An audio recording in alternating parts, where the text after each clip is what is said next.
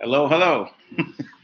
Well, I just showing what Tank had put together. Sent that over to me. I thought it was very amusing. And Tank is putting his daughter down to bed right now. So we're just going to go ahead and get started here. Um, we made this a bit earlier. I had a request yesterday. It was just one of those things we kind of started at midnight, just out of just pick the time really. But request for making it earlier so people could see it. So this, I guess we are at 9 p.m. Eastern Standard Time. It would be 6 p.m. Pacific Time, and for me, it's 10 a.m. So I just like to number one, thanks Tank for putting that together. It was a very interesting. I did tell him my eyes are blue. uh, and looks like some of our moderator has joined. Hello, Sid. And so, but it's cute. And then, of course, when I think dank, then I'm thinking my previous stint in the medical marijuana.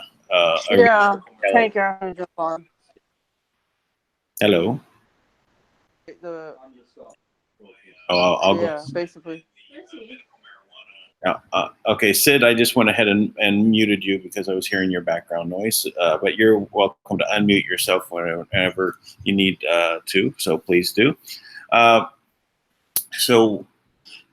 We started this, and you may notice the name is GCR the Big Lie, and I want to kind of go through that a little bit. Now, the GCR, first of all, for people that don't know, Global Currency Reset. And what it was about is this idea that the world has to change its current financial system because it is going to crash. It's designed from the beginning to crash. It is ultimately a large Ponzi scheme. But it's always, it works this way. The central banks lend the government money, and there's interest on top of that. So if you have 100% of the money now lent to the government, there's this extra money, 7%, 5%, 10%, whatever that percentage, doesn't matter. It's over and above the money that was created. Where does the money come from to pay back that loan? Where's the interest? Well, it doesn't exist. And they have to borrow it. So the next year, they have to borrow that 100% plus that little bit of interest that was added on, right? And now they owe for that also, because where does that next interest on this new loan come from? It's added on, and it's added on, and it's added on. For 80 years, it's added on. Most of these systems crash in 30 years. Fiat money systems crash 20 years, 30 years. We've been able to extend this in this current system. We, meaning the world, has been living in this system for 80 years because we have a world reserve currency. That means everyone in the whole world says this one currency is the only one that really is, everything is pegged to. 130 countries pegged to the dollar. So whatever else has gone on in the fun and games, quantitative easing, printing a whole bunch more money, put it out there, and so that things can move forward. And hey, take a look at the stock market; it's skyrocketing. And whatever the magic wand that President Trump is currently found in the basement of the White House to say, "Oh wow, look, I can do this." Woo. Make magic, and the economy is wonderful. All of these things designed to extend the length of time that this system will go on, but it's going to crash. So the global currency reset is about the system crashing and what comes after. So if you are the cabal, the financial entity, whether it's the 13 bloodline families you want to look at, or the committee of 300, or the royals around the world, or the elders from here, or the dragons from there, whatever you want to say is the cabal, the system that's controlling this financial system. When it crashes, they want to be in control again, right? They don't want to say, okay, our turn is over, your turn, you go ahead and go. No, they want to continue on their own, and with a new system. So what is that new system? Well, the GCR, as we know it, as a couple of things. Now, I got into it based upon historical assets. These are historical bonds from the early 1900s, Treaty of Versailles, FRNs, Federal Reserve Notes, what it stands for, but they're bonds, or Pacelli bonds, or Chinese railway bonds, or many type of very fancy bonds, golden guns, golden Bibles, golden trumpets. All of these that were issued by the Federal Reserve, because that's the world system, right? And with commitments to pay these out right over time. And of course, they never paid out on them. They basically denied them, and lots of controversy about that went on, because after 30 years, they already held all those assets, and they said, okay, well, fine, forget you guys. So we're just claimed that they're not real. And then what are they going to do? I mean, the system is all entrenched. So, but the system needed to correct for all of the upset people, right? Whether it was the bonds or the people around the world that they were paying by dinar or zim, generals in this country, politicians in that country, kings over here. Here's your dinar, here's your currency. We're going to reset this world, and when we do, we're going to revalue these, and they're going to be worth so much. You're going to be one of the rulers of the planet because you have so much of this. I have hundreds of the Zim notes, right? So there are 100 trillion apiece. If they were one for one, 100 trillion US dollars for one, and I have hundreds of these, what does that make? I'm super wealthy. But compared to the guys out there that have container loads, 40-foot container, these exist, right? A 40-foot container filled with Zim, all packaged and cataloged and microchipped on the container, and then not just one of these, but one stash of 300 containers. What's that compared to me? I don't got much, right? Good thing I had all the warehouses in China. Right? So, but these numbers were so astronomical. But this is what the GCR has been known to in the world of GCR. Those people out there are looking at the GCR as this is how they're going to make out in the world as it transitions from the old into the new. And what are they going to do? They're going to do projects, right? They're going to take that money and they're going to rebuild the world. So this is what we know as the GCR. And as I've titled this, GCR the Big Lie, is to really come to grips with the notion that yes, the system is crashing, but realizing that this system that was put in place of the GCR, this PSYOP, had a lot of different things that they needed it to do, the cabal needed it to do. And to realize that the cabal is actually the one that is actually instituting this GCR. So realizing that this is the case, is, a red pill for the GCR. To think about these things in a way that says that, everything you've been working to and all the people that in your life that are real people in society, that they're serious people, they're not, and they're all part of this GCR. To realize that we were all in a PSYOP, and to say that this, if it succeeds, in the way it's going to put the power in the hands of the ones that actually created the system in the first place. So the GCR has not happened.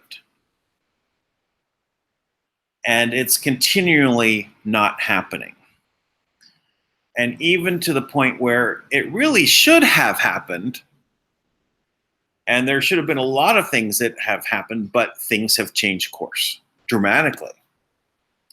And that's really, I see it as one with Trump being elected. Really put the plans up for grabs from what's going to happen, right? Because now, if they crash the stock market, Trump would just say, okay, well, time to restructure that. What about all those well-to-do people, right, in that stock market, the controllers? They don't want to lose. They would expect the government to come in and bail them out. Trump's not going to bail them out. So, we can't crash the stock market. So what are they going to do? So now the GCR still has to happen. And at least, and in my heart, I believe that Trump is a godsend, a chosen one. It is that he is there to actually do it, not from the standpoint that he had that he was part of the cabal at any point and turned. No, I don't think he ever was really part of that whole system. I think he was a well-to-do person and understood it and saw it all around him. But from coming from wealth, he had the standpoint to view all of it. But he's taken a stand and said, I am not on that side. I am on this side for the people of the country, and for the people of the world. And I think we see that. I think we see a lot of that in the world with Trump,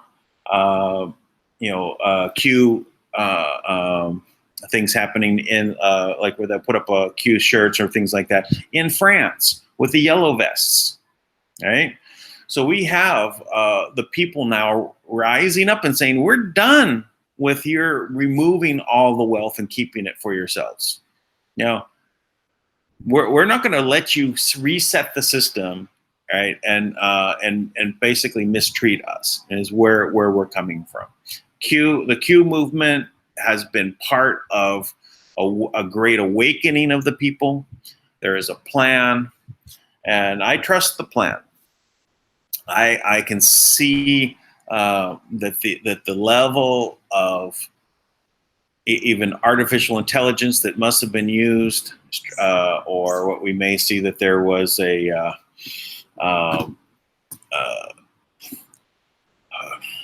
predictive algorithms at least in use, and puzzles, extremely complicated puzzles. But for people who love puzzles, to put these puzzles in there and make them become Q-proofs. Q-proof is basically where Q is proving that he's connected with Trump, literally in the same room. Literally in the same room. Because the time differences between posts from Trump and Q are seconds apart. 7 seconds, 17 seconds. 17 being the same letter of the alphabet as Q.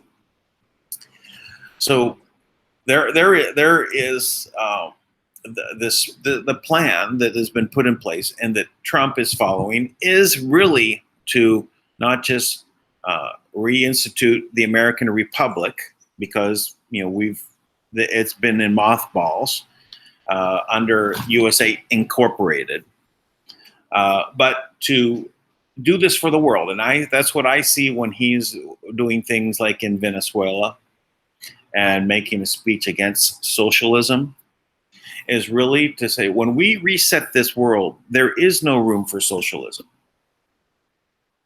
It doesn't work. It only robs all the people, and the people that are in power are the only ones that benefit.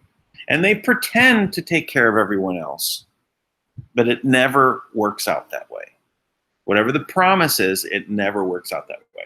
And Trump is pointing that out. I like Margaret Thatcher's saying, the only problem with socialism is eventually you run out of other people's money. Oh, it looks like Tank has joined us. You're rotated. Yeah, I got that. 1 second. There you go. Hey, welcome to Tank. No, what is it? Dank. Live with Dank. You said that you need like 5 more minutes. I said, oh, that video you sent me was 5 minutes. So I actually played that in the beginning. Oh, fun. That's cool. Yeah. Oh man, I was in such a good mood today. Where that's the video reflects my mood. I was having so much fun with that, but we're a breakthrough moment, man. Yeah, I've said nothing. I've not made one peep about it. I've only been talking about what is the GCR and why GCR is the big lie, and that's what I've been talking about. Well, that is amazing. The entire world right now is pining, waiting. With at least 136 countries that are pegged to the U.S. dollar, and they're all holding these massive amounts of currency that they've had debts paid off to them with this promise that it's going to revalue one day, right? And it's amazing. So when I look at that, it's all these countries. It's not just us at the bottom level, right?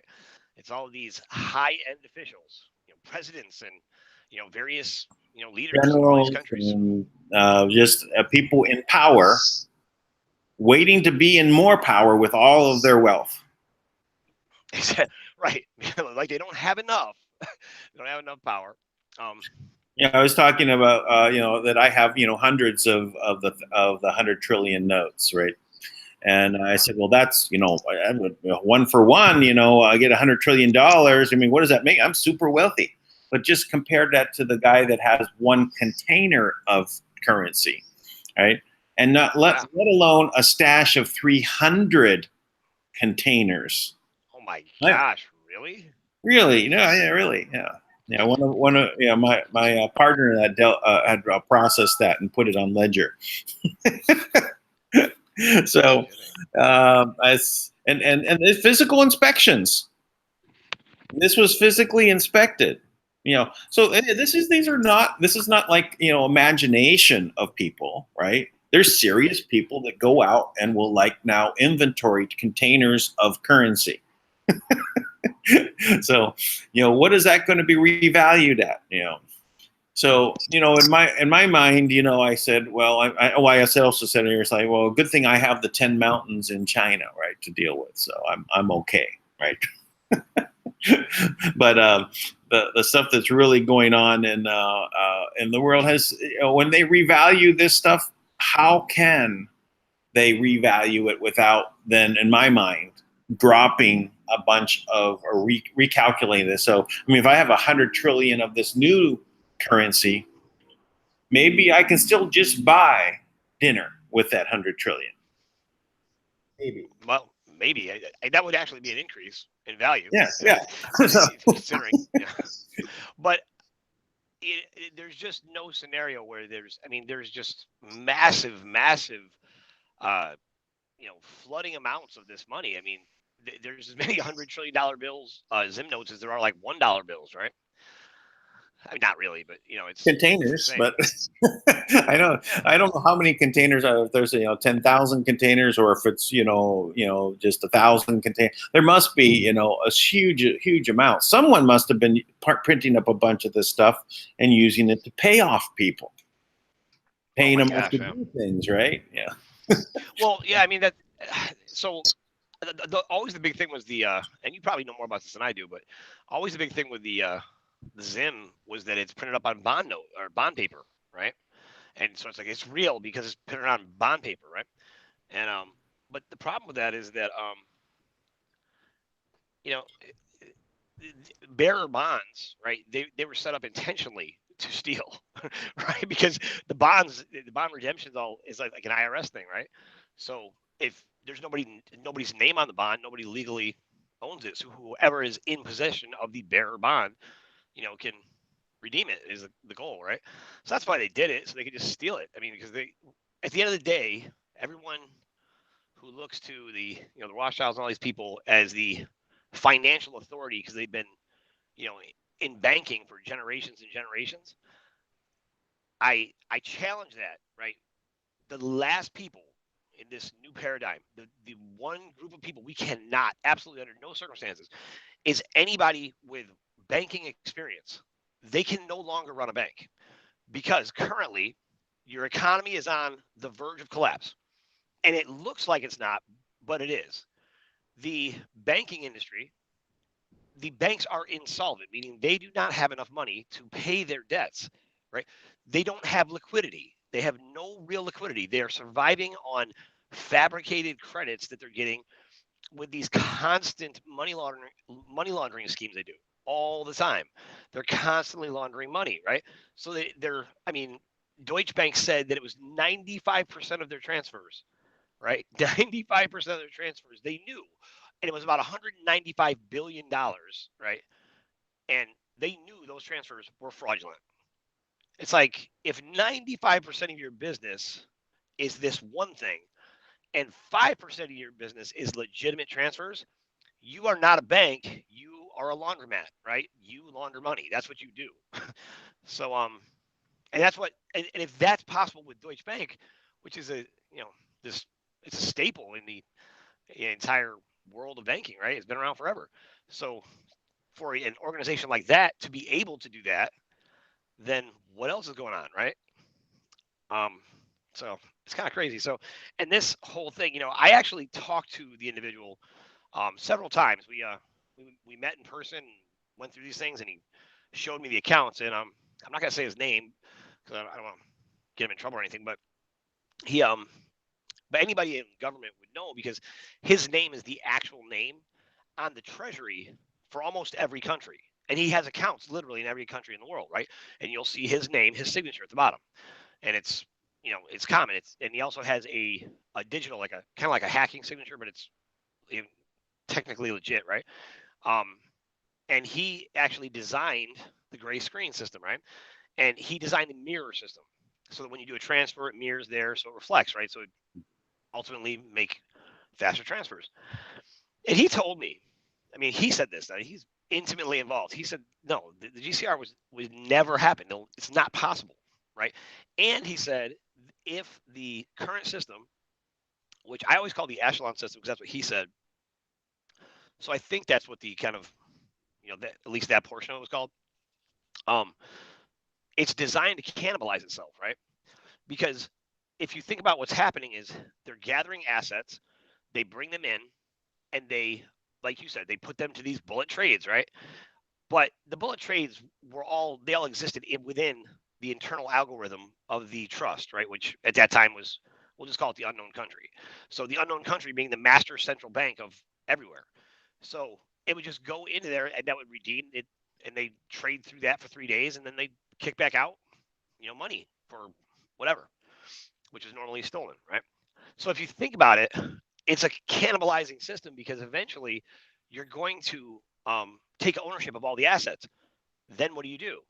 There's nothing left to There's nothing take. left to move up, up the channel, right? So if there's Right. nothing left to move up, whatever is left keeps moving itself up, so it's cannibalizing itself to that point to when there's nothing left but a hollow shell, and then then it collapses. There's nothing else they can do. No matter how much money, I mean fake money that they blow down at the bottom of it, it just evaporates so quickly. Right. That's why you got this hyperinflation. You need 100 trillion to buy a loaf of bread.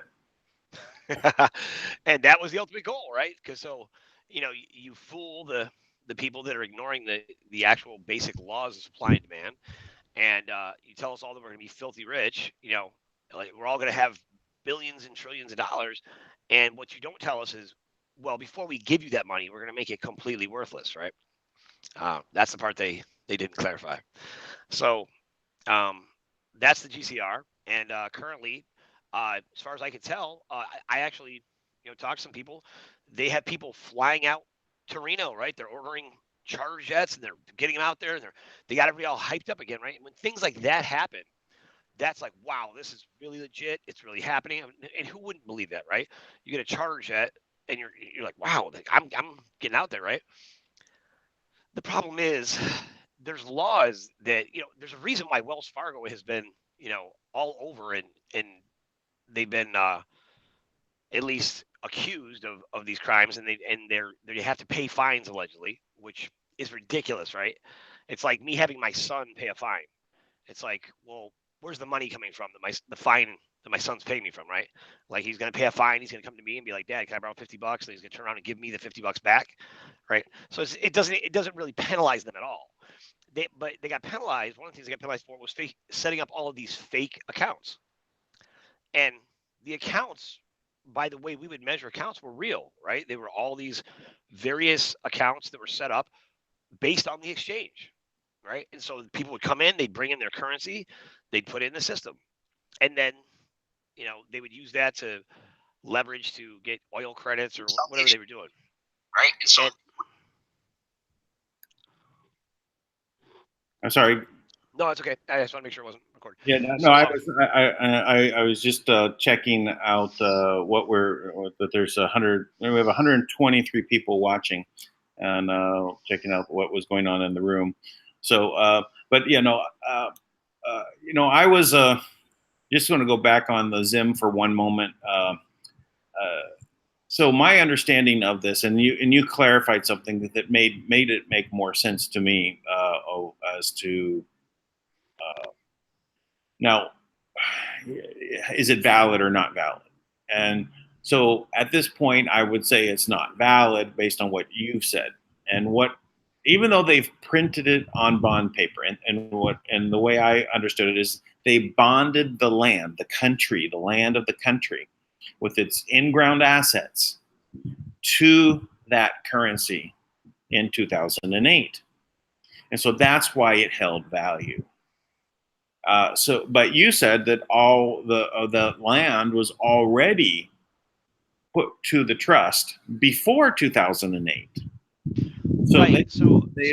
what they did was, yeah, what they did was if I were to time it out, approximate it, right? They did in fact take ownership of the land, right, to create currency. So when they did that, they put the currency and they pledged it. They put it in the trust, right? Now it's nowhere near the hyperinflated numbers that you have, right? But they took ownership of Zimbabwe, and then they had whatever it was to prove that they had ownership of it. Then they put the registration number and they put it into the asset redemption program, which is the trust. And they put it in there, and once it was registered, they received an allocation of USD, right, of US dollars, right? Because the US dollars, the real US dollars, have always had an allocation number that attaches back to an asset. No matter what anybody says, that's the reality.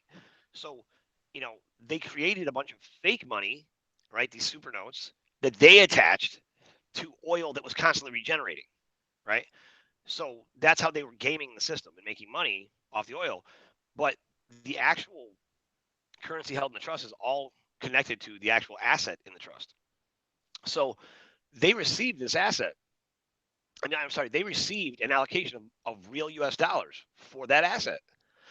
The trust always conducted business in a proper channel, right? It always did things the same way. It was, they would diminish people and put them in a horrible situation, so they kind of had to make a deal, or they would conquer them or something, right? But it did things the same way. So when it took, ownership of Zimbabwe, that's where that rhetoric comes from, right? The in-ground assets. And they took the in-ground assets and they put them into the asset redemption program, right? And up to this point, everything's tracking. Now, from that point, it's the trust that puts out an allocation number. And when that allocation number comes out, it's attached to the in-ground assets. Now, what they do is they stole that money. They took the US dollars and they put it in their trust and their accounts and all their things, the various wars they were starting and their various activities. That's what happened to that money. That was Zimbabwe, right? So now, what do you do? Because Zimbabwe is waiting on currency, and they're looking to the same fraudulent people. So you give them this hyperinflated currency, right? Now, what they didn't anticipate is that the trust would get shut off from them in 2007, right? But you had the new Zimbabwe notes come out in 2008 and 2009, right? So at that point, there's no asset attached to them. They're not even legal tender because they're not. That's why they came out as bonds, right? And they're bearer bonds because it's basically it's leveraged against a debt to Zimbabwe. But Zimbabwe never received the U.S. dollars, right? They never got to use that. I mean, I'm sure they received a portion of it, but the Rothschilds fervently believe that they own. I don't know. I can't remember if it's 50 or 80% of everything. I'm pretty sure it's 80%. That's why when we would talk about the Zimbabwe notes, we would always say 80% will go to humanitarian projects, which is laughable when you think about it, because it's like, where has all the trillions of dollars that have gone out allegedly from the United Nations for humanitarian projects worldwide? Because the U.S. government, we will not put up $5 billion for a wall because that's immoral, right? Or whatever the ridiculous thing they're saying is, right?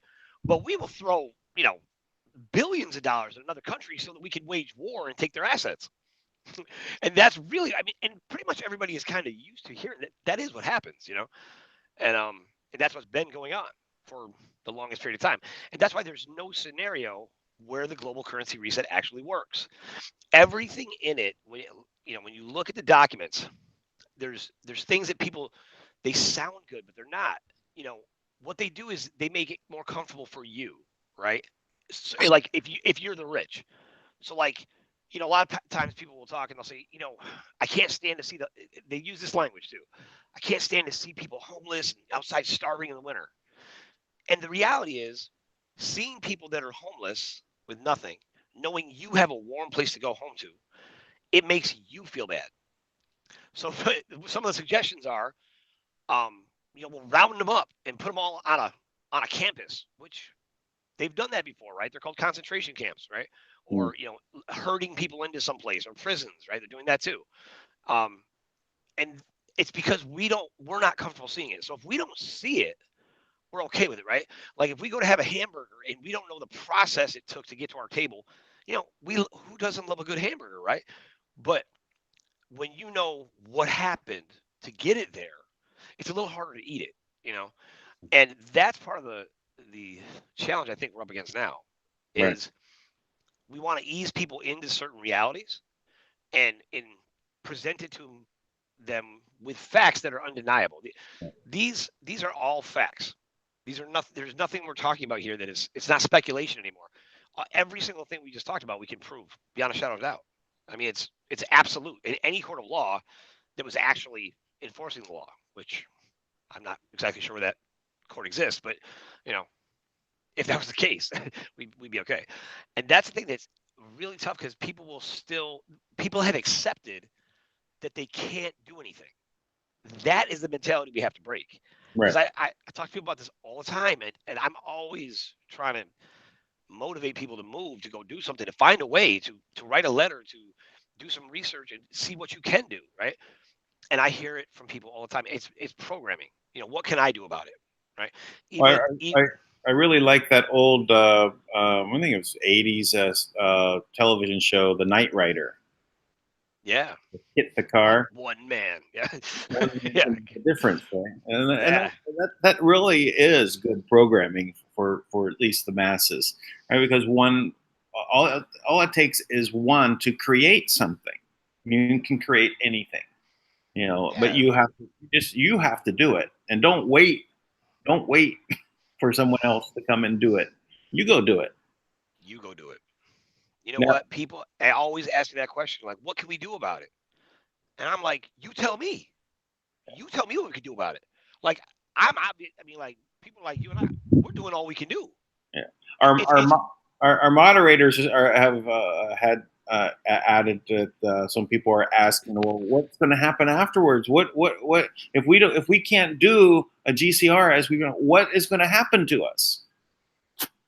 Right. So the real question is, what would happen to you if they did do a GCR? That's the real question.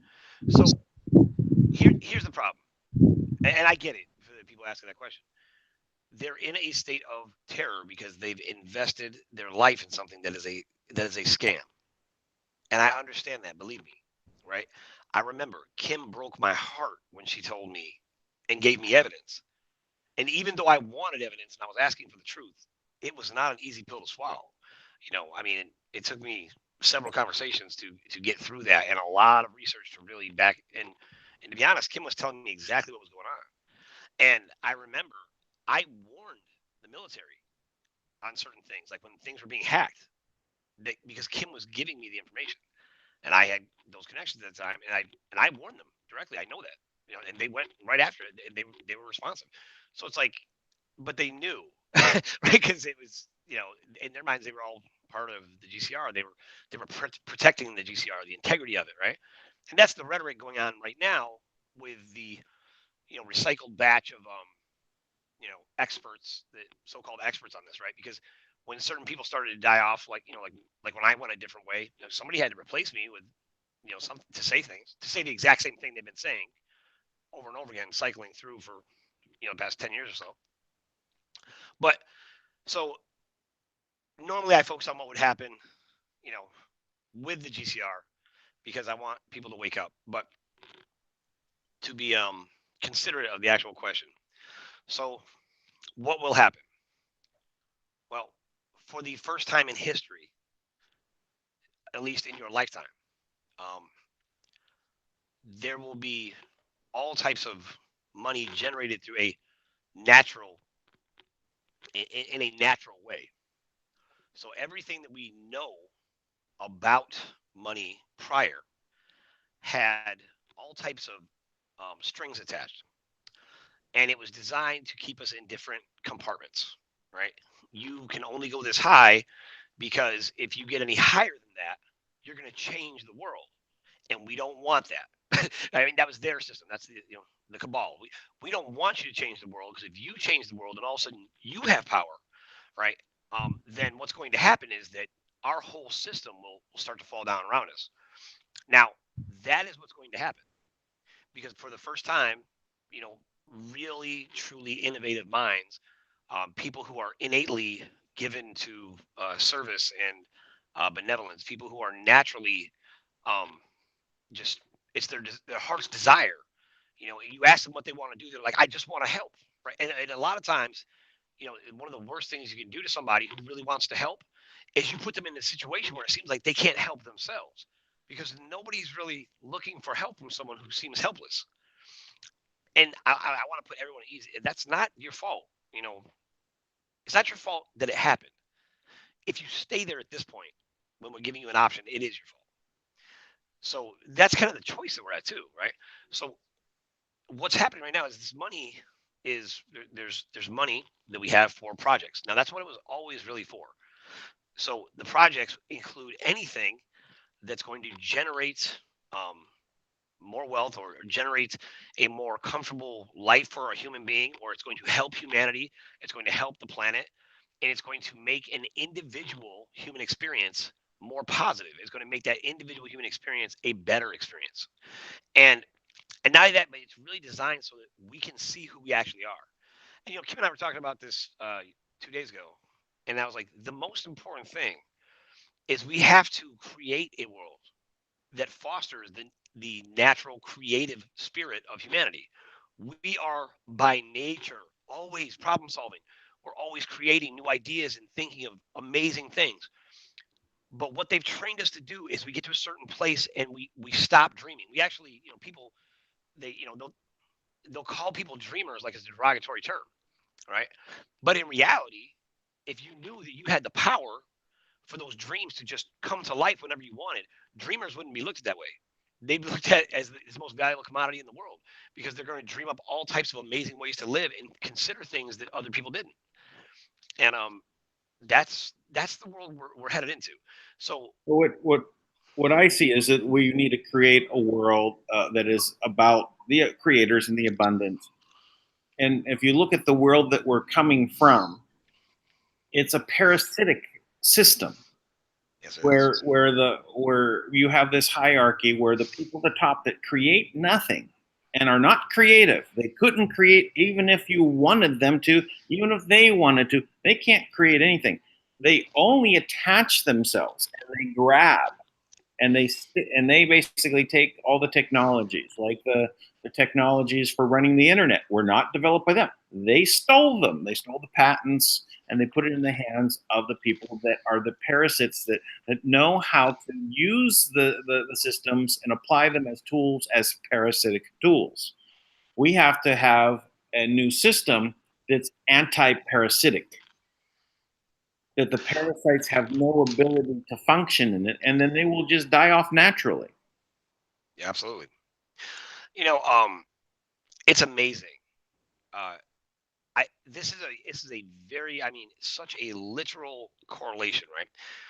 Because everything in the universe is going to reflect um, the the will of the creator, right? Now that will is not just limited to one source, but it's a will that emanates through all of us and everything, right?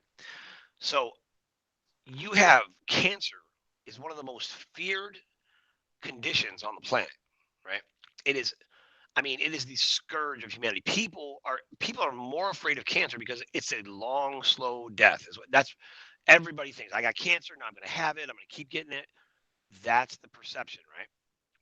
Now, on this, I mean, right now, off the top of my head, we know what back in the 40s, I think it was, vitamin B17 was discovered by like 45 scientists. And you know what? Not long after that, those 45 scientists disappeared. Vitamin B, B17 basically it breaks up cancer in a matter of hours, and it's available in like marigold flowers. It's everywhere. They made B17 illegal. They take cancer. You have CBD oil has been shown to cure cancer. I have various medical devices with combination of therapies right now patented that we're going to bring to market that would cure cancer. And I'm talking to them, and we're working on a method to say, look, we can't say that because it's illegal to cure cancer, right? So why is cancer so rampant? Well, the reason why is because the lies that are perpetuated, right? The lies that are perpetuated and the things that are kept from us makes cancer the scourge of humanity. So it seems very powerful and very scary. In like manner, that is the order in the cabal too. Because what they've done is, what cancer does is cells go through a process, right? Apoptosis. Like every 3 years, they go through programmed cell death and they just die off and then new cells generate. So every 7 years, should have a brand new body, right? Every year, you have a brand new atomic body, right? So if our bodies are regenerating brand new cells every 7 years, why do we age? And why do we age so fast? So now what they do is these cells refuse to die. Now they refuse to die because there's some deficiency in the body. And so what they do is they're holding on because they think what they're doing is helping and they think they have the right to. So because they can't produce their own energy anymore, they devour the cells around them and take their energy. And they devour this cell and take their energy, devour it. But to your point, they're a parasite, right? So it keeps devouring the cells around it to feed itself, and then until it creates a mass, and the mass creates a blockage, and eventually that blockage becomes so severe it kills the body, right? Now, that's exactly what the cabal has done. They have been devouring the incredible energetic power of all of humanity. And it's such a very few small number of people. And because they themselves have no creativity, they themselves don't understand love because it's programmed out of them.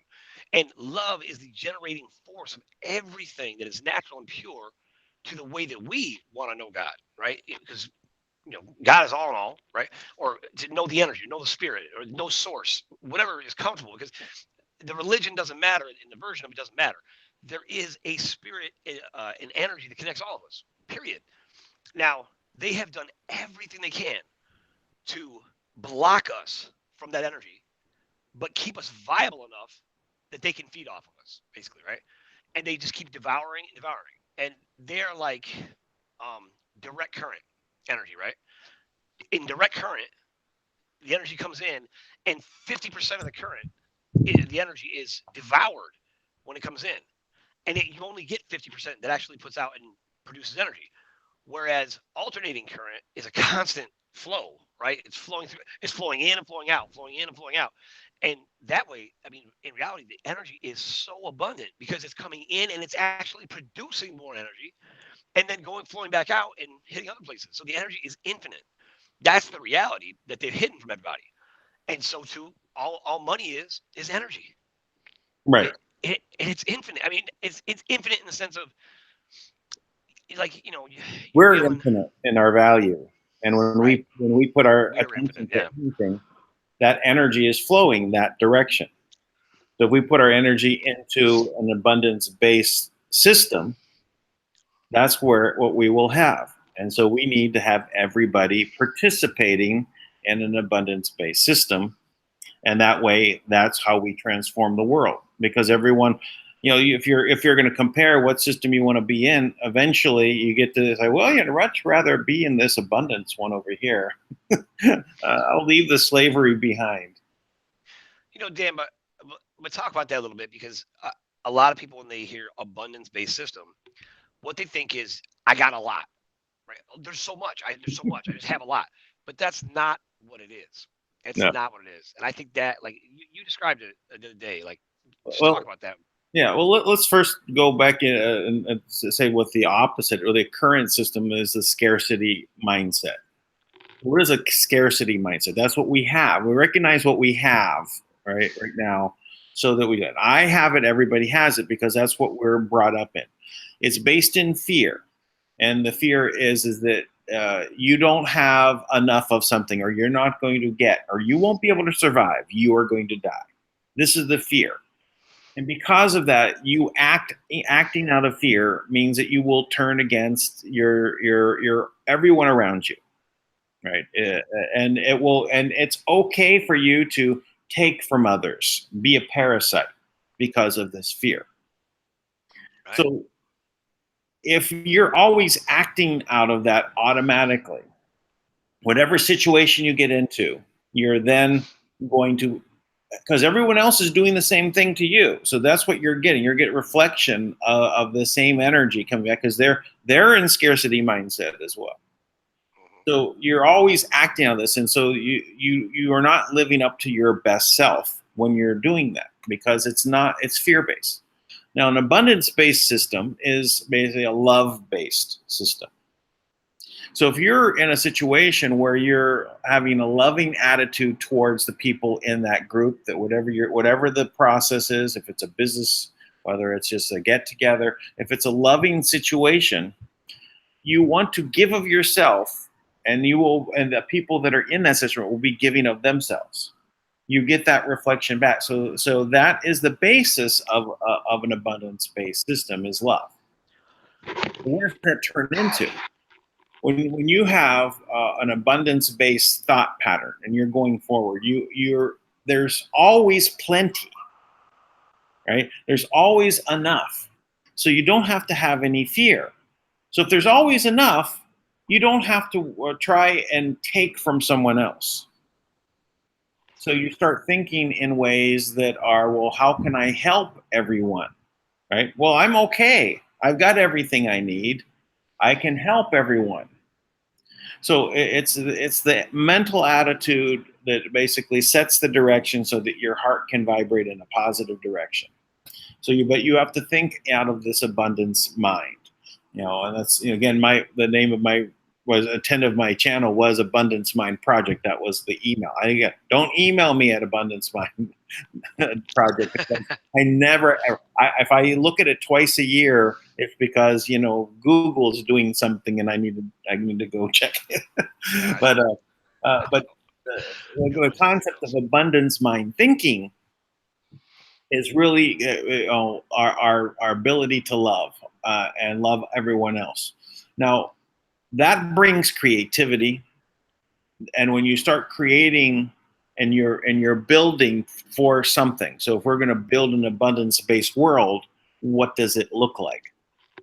So I'm going to give you because a part of my life for the last 3 years has been this cryptocurrency of the billion coin, Kringle coin, and we have our own community. It's a community-based feeling of it.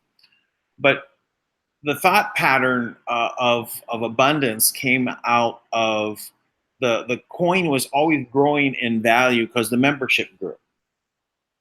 And because you were trying to spend it, it actually was growing faster than you could spend it. So this thought pattern was, well, there's plenty. right? The idea that there's enough, there's abundance. So then you can act differently. And one of the other premises of this is, since it's a member base, our value comes from the members. We can't devalue one another.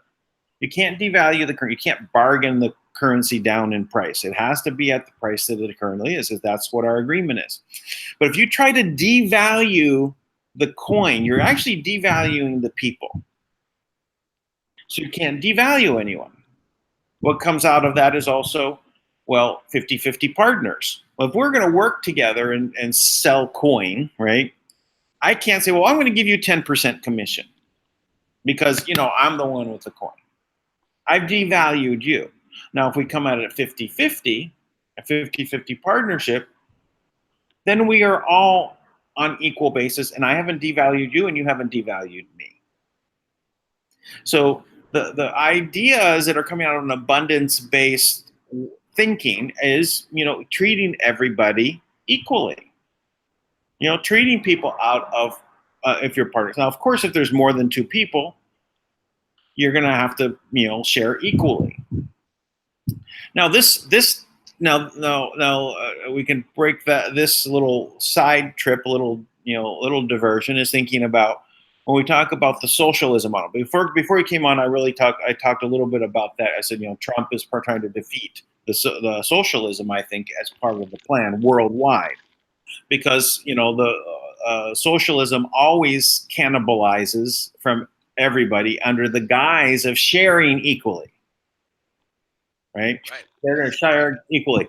But there's people on the top that are going to now divvy it up. And what happens is those people on the top are going to keep the majority of it. They're going to keep the 80% and probably 90%. and so that's why it doesn't work. So, but the concept is good. So in an abundance-based world, you have like maybe a company, and I've started to form some organizations to where you have a group of people that want to work together. And even when in that group, they were assuming I was going to take the majority of the shares, and I said no, I want to split it equally. Right? I don't. I of the money coming in. So it's the concepts of what abundance means actually replicate differently, right? You start having to make business models that are abundance based in their concept. So we have to look at, if we're going to have a world of abundance, what does it actually mean? But you have to come at it from your heart first. I agree with that. You don't have to cry. I don't think it was that touching. I didn't get a chance to set my little studio up, so my light is a little bit in my eyes. I'm trying to adjust. Okay. Well, very good.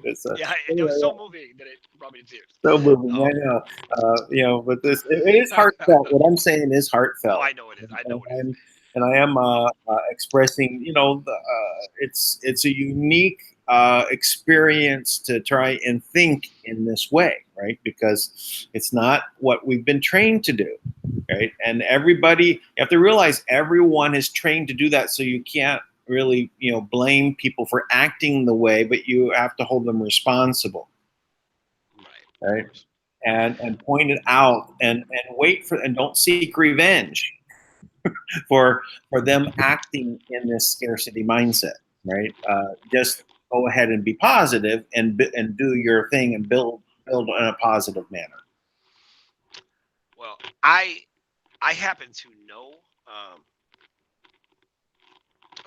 very, very dear friend of mine, Mary Lee Sweeney, and she has dedicated her whole life to teaching people how to love better, right? And she and I we would talk back and forth about these things all the time, and I was always kind of in the kind of waging war against the enemy, right? And she was always like, look, the answer is all wrapped up in love, right? And she really is touching people and moving them in ways. I mean, it's amazing the way she works with people to get them to see. It's so simple. A big part of it comes down to our conduct and our demeanor, and really the way we perceive things and how we love ourselves and love each other, right? So without question, I'm bought into that. I'm a fervent believer in it. I think that we have to be considerate of what that will translate to when people hear it in a mass community. People have been trained on what words mean incorrectly, right? Until they become something. Everything's the opposite. Right. I've been talking. I'm in a sense, everything we're doing is, it's the George Costanza method. We're going to do exactly the opposite. Everything they've done has been wrong. When the CIA came out openly and said they will stop their psychological operations program, their psyops program, when everyone believes is a lie, right? So kudos to them for their great success, and I do appreciate the CIA for that. Thank God the version of the world that they present is a lie, because what that does is it means, oh my gosh, if everything is is off now, and when I say everything, I mean the presentation. Right. All of that's wrong, right? But here is the power of love in the midst of a world completely consumed by darkness, and everything it seems like is out to get you. Somehow they're stealing money from you. They're stealing pennies from your credit card. That's how little they think of us, right? They are draining every ounce of energy we have, and somehow we're thriving. I mean, how incredible is that? Now, the reason why we're thriving, the reason is because love and light go together. So the only thing that's possible when you are surrounded by darkness, the only hope you have is to shine. That's all you can do. So you have to shine in a way that reaches out and touches other people. And in that, naturally, it's not being any more than what you already are. It's just embracing what you already are, and then pursuing that with a certain kind of reckless abandon, a confidence and a passion, where you'll realize everybody's been holding you back, telling you what not to do. Don't do this. Don't get involved with that. Be careful. Don't rock the boat. There's a glass ceiling. The sky's the limit. They say it like it's encouraging, but it's not. All of those things are designed to limit you and hold you back. Now, if we can embrace and do the internal work to really investigate within ourselves the truth about who we are, then what will happen is the same thing that you heard a year ago, that you thought that was a lie, right? Yeah. When you hear something, you hear the same thing. I've just read something. Maybe adjust your mic a little bit. It's rubbing. Yeah, better? Yeah. Can you hear me now? Yeah, sorry about that. This one doesn't rub because it interferes with what you're talking. No, I got you. Is it okay now? Yeah. Am I clear? Good. Okay. Yeah, sorry about that. So, but if we do the internal work to get to the truth of the matter, we'll realize, something that was true that was told to us. And when you realize that, oh my gosh, we had it backwards, right? We have so many things backwards. Like, for example, liberal just means to be open-minded. That's all it means. It's not a bad word to describe the deep state and the horrible people that are killing babies, right? That's not what it means to be liberal. That's what it's become, and mainly in conservative circles, right? Because, that's what they do. It's they create this division. Yeah. You demonize a label so that you can attach it to people, and they carries that energy. Doesn't matter what the word is. They can demonize love. I'm sure that's on the agenda. And they'll make, love? Oh my goodness, that's a really bad thing. I mean, actually, there's a Down with Love. I remember I just saw that movie not too long ago on HBO. Down with Love. Right? Yeah. So wow. they're trying to turn love now, right? So everyone, doesn't want to be in love anymore, right? So they're trying to attack love. Yes, they are. They're trying to. They don't want us to reproduce, right? Alexandria Cortez. I still find this to be a fascinating piece because I haven't heard anyone mention it. But when Alexandria Cortez came out, right, what she's basically doing is it was a casting call, right? And she wasn't qualified in any way, but she had enough of the right combination of things to pull it off, right? Because for the most part, it's easy to find enough sheep to kind of buy into that. So she's repeating all this rhetoric, and she doesn't understand the application because she doesn't have the experience. So she says, if we don't fix, if we don't get this Green Deal, we don't do something about the climate, we're all going to be killed in the next 12 years. That's what she said, right? Which is ridiculous, right? But the reason why, the truth in what she said is this, right? That they were probably actually telling her, and she just didn't process what they were telling her, is their plan is to kill us over the next 12 years, 90% of the population. They're letting her probably in on it, or at least telling her that, right? And they're telling her, you need to help us we need to do this climate deal. Because if we don't do this climate deal, we're going to get killed. Because the people at that level, the deal is with them, we're going to let you live. We're wiping out the planet. We're going to kill everybody, but we're going to let you live. So it's funny, but that is what happens all the time. They make a deal with people and they tell them you're special. Look, we're going to kill them off, but you and your family will be okay. Right? That's how they've gotten good people to do horrible things with horrible karmic consequences that have completely destroyed them and lost the person they were, right? It's selling their soul. There's no righteous purpose to sell your soul. There really isn't. And I know people think that. It would be better to go through the worst possible thing you can imagine happening in your life and allow yourself to feel the complete emotional trauma of that. And then realize it would be better to do that than for you to lose your soul. Because you lose your soul and everybody else's too, because you said it's perpetual. And that happens exactly like that. Just like you'd see something in his story. And that's one of those.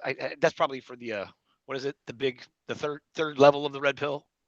Oh yeah, yeah. I'm on the website I'm building. I've divided up into 3 levels so that people can take a small red pill or a medium size or a big red pill, and yeah. So in essence, you start at the lower level so that you can absorb the information, and once you've graduated to the next red pill, you get a little bit more information. So let's say so on the first level, I think in the example we were talking about, they've okayed a certain amount of human meat that can be in your burger, right? Yeah, can somebody validate Because that? someone might lose a finger, and it's all thrown in That's there, so you can't find it, can't throw out all this meat. So okay, there's a little bit of meat in there. But what they don't tell you is that they'll just raise that level from the finger level to 22 bodies, Yeah. and then suddenly all the burgers, and then Soylent Green is people. I don't know if you remember that movie. No, but it's funny. I know what you're Soylent talking. Green is people. So they start programming us way back. I think that's a 1960s movie. Wow. I think it is Charlton Heston or Clint Eastwood. I forget who one of them that was the guy that found out that what they're feeding these crackers, these green crackers, were made out of people. I Right? thought you were talking about white people. I thought, did he just say that? That's really funny. Sorry, go ahead. Yeah, Soylent You're saying, Green. So you had oh, Soylent Soylent Green. Yellow. Yes. You had Soylent, Soylent Red. So which food are you going to eat? Oh. Because there's only food was these crackers that you could eat, right? And Right. there are work camps and all this. So they were programming us back then to eat people, right? Oh, And yeah. so it's a long-term plan because they were always eating people in the sacrifices, right? Right. Well, I mean, if you look at what happens during communion, right? Now, the way it goes is this, and I was explaining this to someone the other day. Now, this is what the scriptures actually say, right? And I've only ever heard this one man, Dr. Kinley, and his group explain it this way, but I know this is accurate because I've looked at the text several times and had people look at it. So the Messiah is sitting there with the disciples, and he says he gives them a piece of bread. He says, "Take, eat." So here's this, eat that bread. Then he goes, "This is my body." Then he says, he pours him like wine. He gives it to him. And he says, "Here, drink." He says, "This is my blood." And he goes on to explain how he is spirit materialized as this flesh and blood, right? the way it's been perverted is he says that you must drink of my blood and eat of my flesh. So when the priest goes in Latin, right? And this is why they used to do the mass in Latin with the priest with their back to the audience, right? Because what they would do is they would do black magic, and they and like literally, I don't know what the actual Latin word is, but it sounds a lot like hocus pocus, right? So it's like hocus pocus, and if you read the Baltimore Catechism, it says that you are literally turning the wafer and the wine into the flesh and blood of the Messiah, right? So now you take this, and then one of the big things is, according to the prophecy, is that not a bone could be broken in the body of the Messiah, right? Because the bone is symbolic of the soul, right? Because so so what they would do is they would take it and break it to show that they had the power to break the bones of the Messiah, and then they would break it and divide it among the people, right? And they try to make that like it's the Holy Spirit, but the Spirit isn't the food, right? The Spirit is the Spirit. It's different. So, and it's tough because everybody gets kind of bought in to that process. No one would believe that that's where it comes from. That mentality has been perpetuated through the Catholic Church of spells constantly. People would not believe it. But you ask right now, I guarantee there's some Christians out here that this will offend. So here's what I'll say: I will take back my words if you can prove me wrong. Okay, and I will take correction. So here, I will ask any Christian in the world, if I were to ask you, are you saved? Or say, have you accepted Jesus Christ as your Savior? Right? That's a common. That's every Christian is looking to get saved and then live a Christian life. Most people say, yes, I'm saved. And if I said now, in your own words, what does that mean in one sentence? And here's what they would all say: I have accepted that Jesus Christ died on the cross for my sins. Now, we hear that and it's so common, we would all just say, oh, yeah, of course, that's exactly what it is, right? But if all the Messiah did, I mean, according to their religion, is die on the cross, you don't have eternal life and you're not saved. Because he resurrected, he showed many signs and wonders for 40 days on the earth plane. He rose up, ascended on a cloud into heaven. And then, after waiting in the upper room for 10 days, the Holy Spirit, which he said, he was the Father, the Word, and the Holy Spirit. So the second coming of Christ was when the Holy Spirit was poured out on the day of Pentecost. And that Holy Spirit was in them. And when it was, they were conscious and they knew what was going on, right? Now, so if you're really saved, what you should be talking about is, why are you saved? Because of the resurrection of the Messiah, right? And that would be the truth. And even that didn't save you. It was really the outpouring of the Holy Spirit. But it's the language is so powerful, it holds us all back. And then think what they do. It's amazing that people don't know I'm live right now and they're going to call. So what they'll do is, they'll take every church. Every church has this massive symbol that. Another call comes in and he's cut off. So that's what's going on. Then the Galactic there is his daughter's channel that he's setting up for her. That's what's coming through like that. So, I guess while he's on a call. Sorry. So I'm saying, so you have this big symbol. What kind of a symbol is a cross with a man on it who's been brutalized and is nailed to it? You're not celebrating the life of the Messiah. That's a hard one for people to accept, but it's just true. It's just true. If you want to celebrate his life, put a different picture up.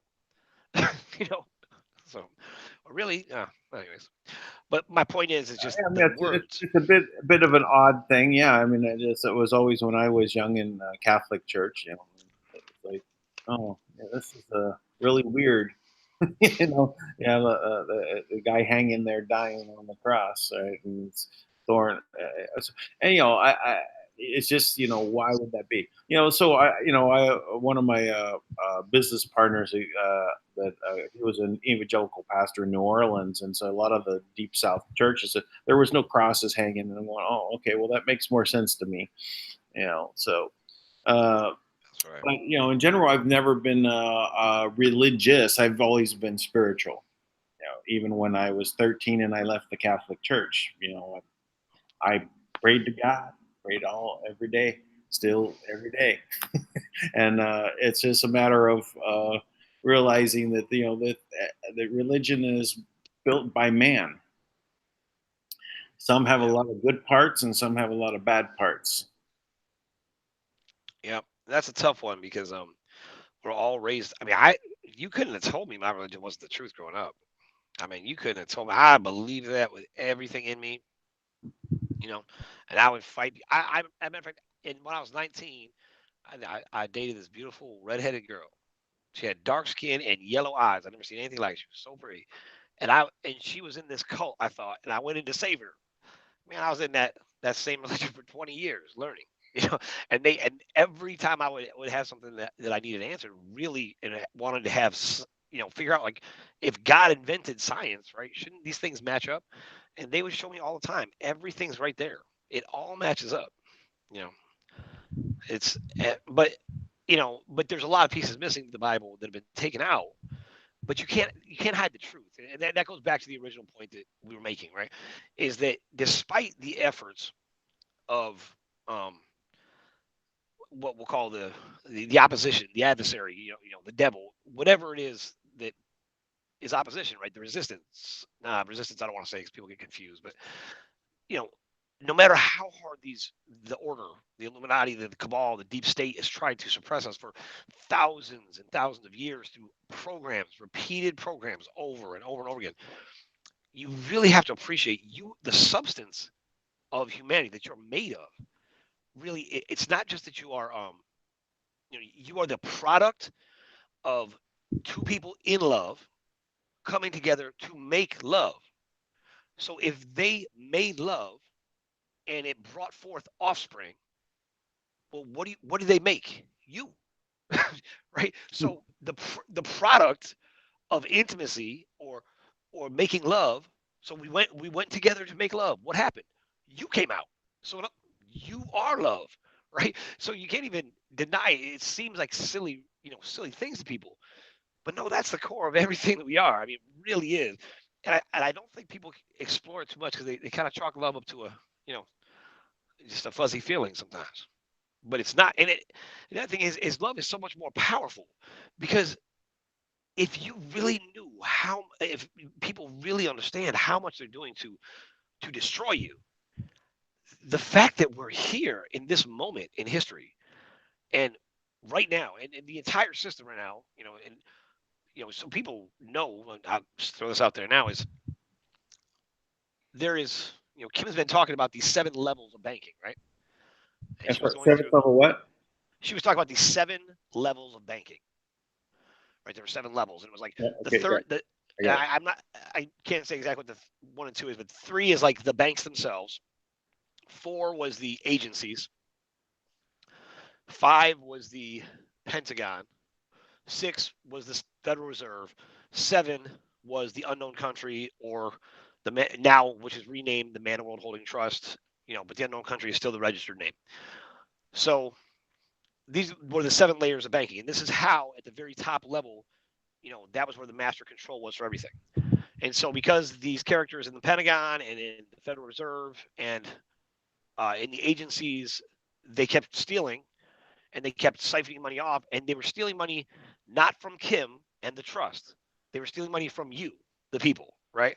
So I think that's really important for people to realize they were stealing from you. And in the history of them stealing from you, most of us know they steal from us. And we've all taken the attitude of, what am I going to do about it? That's the way it is. We've all accepted it. So for the first time in history, the person at the top is saying, here's what you can do about it. I'm gonna give you the chance to change it, but it's going to require something on your part. You're going to have to get involved. You're gonna have to talk to people and find out, find someone in charge who can, assist. Right now, that was kind of the approach, right? So we really put the word out in every way. And for the first time ever, people knew the name of the person at the top of the whole order, right? The first time ever, because you still don't know who the Chinese elders are, right? If you were to say, oh, it's part of it is the Lee family. Right. The Lee family is probably a billion people. It's insane. You could never track down who it is. So she's the first person to give you her whole name. Her passport is out on the internet right now. And I'm not telling people to do that to go look for her, by the way. I'm saying that, but the reason why her passport's out on the internet is because she put it out because she's been working for everybody. And her passport has to be in the actual financial system legally. Right. So when you open this system and you're looking, okay, who is the sole monarch of the unknown country? Who is it that is the only individual on the planet that holds the 64th level of security clearance, right? 64 level. That's the highest level. It's cosmic clearance. There's only one person on the whole planet. One. Who is the person who has this code that they try to act like it's nothing, right? And the reality is the code is legit. You are just not important enough to have the context to get validation on it, right? So when people are demanding, give me proof. Now, you were able to verify these things to be true with the Treasury, with banks in London and things like that. The average bear doesn't have that kind of contact, so they feel very empowered because they can Google a bunch of nonsense, right? But they talk out both sides of their face because they're always complaining that they're being oppressed and everything's a lie and they're taking our money. But then they'll do a Google search when somebody's trying to help them, right? So, but all that stuff has to show up in the actual interbanking system. And the interbanking system connects to the entire world financial system, which connects to all the intelligence agencies, which connects to every computer system in the world. And all of that goes back to the quantum system, which maps everything, right? So now I said all that about the 7 levels of banking. Now, because they were misbehaving and they kept trying to steal, and we're getting close up on some deadlines when they have some very big plans to really do some bad things. Kim took away their privileges, but then the banks still had their privileges, and so they could still make a phone call to the bank and say, block this money, or don't let that person come in, right? Which I've had happen, right, several times. I mean, for the past year, I have literally gone into banks over and over again, repeatedly giving them chances to sit down and do the right thing. And I've talked to hundreds and hundreds of bankers, potentially thousands, to be honest. In my extended organization, we've talked to definitely thousands, right? And gone in, sat with them, and my group is fearless, right? These are the people who stepped up, and they'll go into anything. They've walked into banks, they've walked in any place I asked them to go, they would go in, right? Now, a lot of people get embarrassed. That's why we've been empowering people with so much educational resources, so much truth, that it's impossible at this point for you to argue. So at this point, anybody can come with the rehashed version of the RBGCR. It does, and I'm not trying to say it to be hurtful. It's not going to happen. But there's a lot of things that can happen, and I'm trying to give you an option. And the fools who think that by keeping the secrets of the bad guys, that you're doing yourself a favor so you stay in their good graces, you're not. Because they're not going to protect you.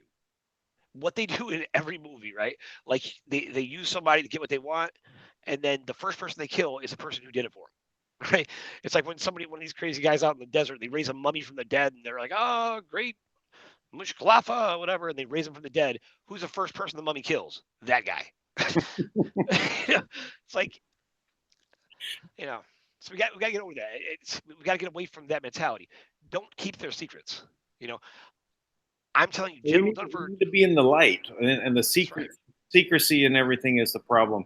And even on what the Trump is doing is, he's not saying everything. Actually, one of the people here, one of the first questions, it was his midlife housewife.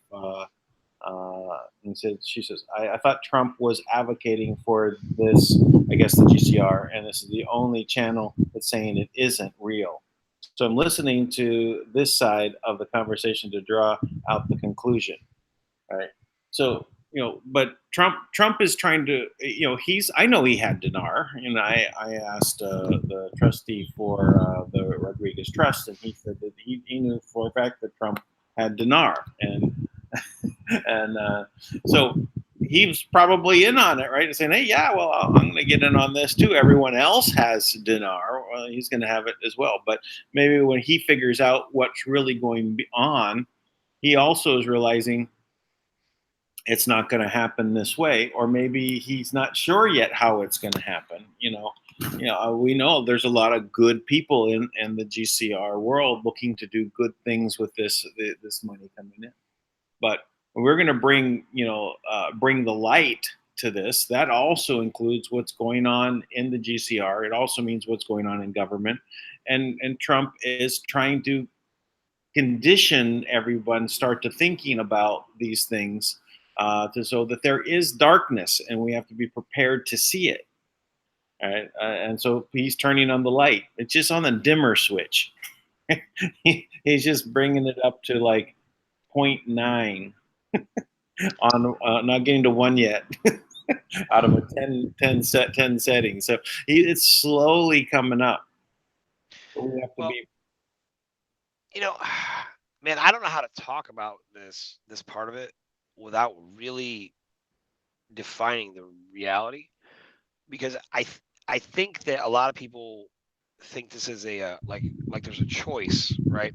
And the choice on the table is, seems like we're the only ones who aren't for the GCR. I mean, I remember Jared Rand was on the phone with Kim and I, and this was like a big introduction. And I really believed that somehow we were going to get these groups all to come together. And I was like, I was so excited. I mean, I just met Kim for maybe a month, and I was like, oh my gosh, I'm going to be able to connect these worlds and pull this off. And I was thinking this is going to be great. I'm having this conversation, and it was so above my head, the things that Kim and Jared were talking about at that time. I mean, that I had a conference call right after that is the only time you can find a call of me where I sound like an insane person, because I just spit out all the things that they were talking about, trying to repeat them to people, and it was just too much, right? But I can tell you this about that conversation, that Jared Rand, in the midst of this, now he's part of the meritocracy crowd, right? Now, for anybody who hasn't caught on to the meritocracy, right, because we all think that's such a great way to live, I can destroy that ideology with one question. Who decides what has merit? Me. It's me. Right. I'm the one.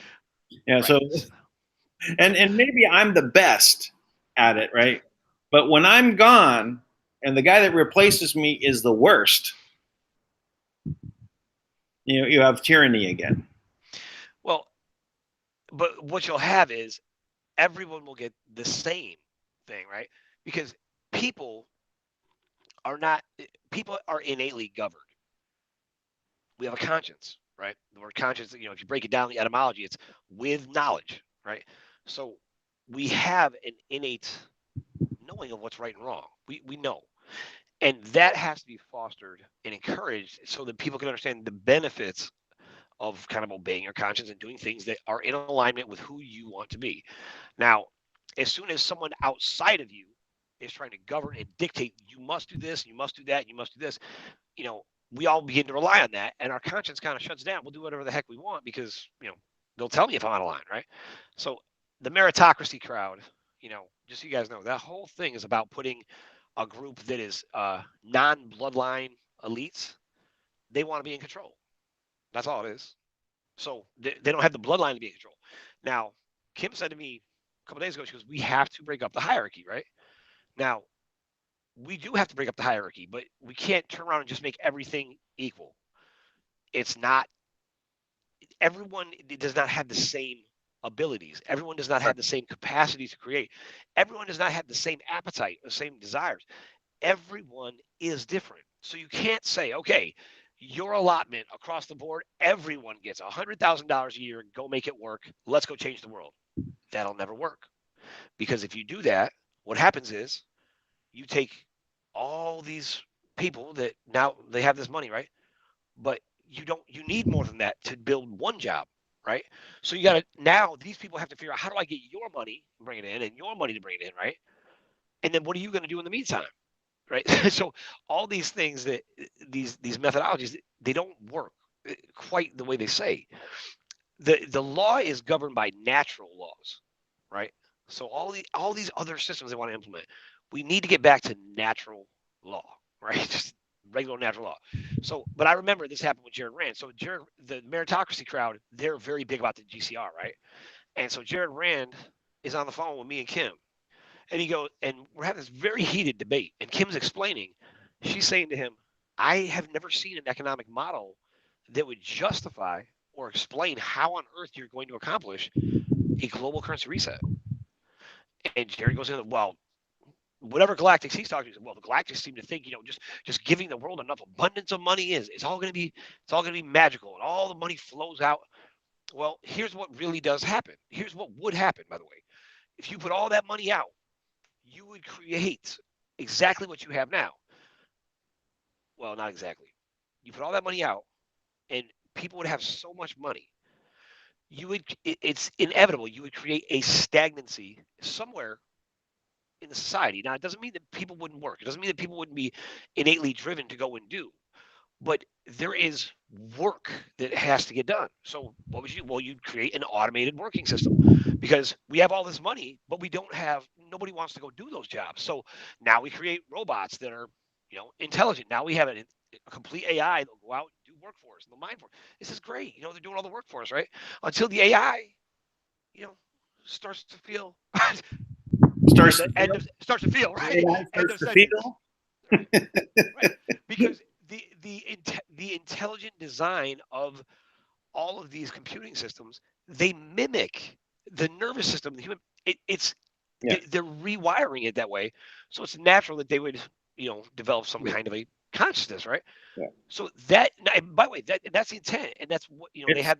It's a reflection of us. Exactly. Right, and so it's going to reflect even though it's being by decisions and programming trees and things like that. They come to a decision. It's based on what we put into it. Right, we made the decision to give it to the decision of how to make the decisions. And that will include our feelings and how that works. And of course, it'll be very rudimentary in the beginning, and they could get something quite wrong. But yeah, very true. No, there's a lot to creating a world of abundance and a different way of doing things. We have to ease it in to society and not pop it on top. Right. And you have to let it grow. And as I said, I've seen some quite unique things in the Kringle Society and how things have progressed and how people act differently, and we have and it's a back and forth all the time, right? And so you have to realize that when you're going to do something where we're going to make something in its abundance, we have to ease that in, and it has to be explained along the way, and people have to feel it. If they don't feel it, they won't understand it, and they'll still be acting out of the scarcity mindset. Yeah, I agree. I don't even think it has to be explained, to be honest. I think you just move, and what you do is you demonstrate it. And what will happen inevitably is, as we set an example of what is valuable, and we stop everybody, they look at success as how much money have you had. This drug lord out of Mexico, El Chapo. I was with living in the Bronx in a Hispanic community when they were talking about El Chapo, and I'll tell you, they didn't look at El Chapo as a criminal. They were like, that man's a genius. He's a hero. Look how much success he had. Look at all the ideas he had, all these incredible ways, hydraulic systems, lifting up pool tables and underground tunnels. I mean, the guy was a genius. That's how they saw him. Right? They didn't look at all the people he murdered. They looked at him as he's somebody who rose up from the ashes and found a way, right? And and they looked at him as successful right now. And I get that. And I understand. So now, if you were to take, somebody affected by, like, take like a white family in North Dakota, it's just the most random place I can think of, but white family in North Dakota, they would look at me like, how could anyone think that way? It's like, you really have to live in the culture to see why they see it that way. And I got it. I understand why they say that. Well, we have, if you look at the literature, like Sherlock Holmes, right? He had his arch nemesis, Moriarty. But he admired Moriarty, right? The genius of the evil, right? Absolutely. So there's a genius of the good and there's a genius of the evil. So recognizing that is there, and there's a respect to that, right? It doesn't mean that you're in agreement with it, but you must respect that intelligence and understand that it's there. So I understand it on that level, but yeah, but when it's then sensationalized and then becomes more of like a hero, an anti-hero. The anti-heroes are now being hoisted out onto the screen, right? So that we get what was that one movie, Suicide Squad? I mean, even the name of the movie, right? Suicide is not to be applauded, right? So, it's a great flick, actually. suicide bombers, right? They're heroes,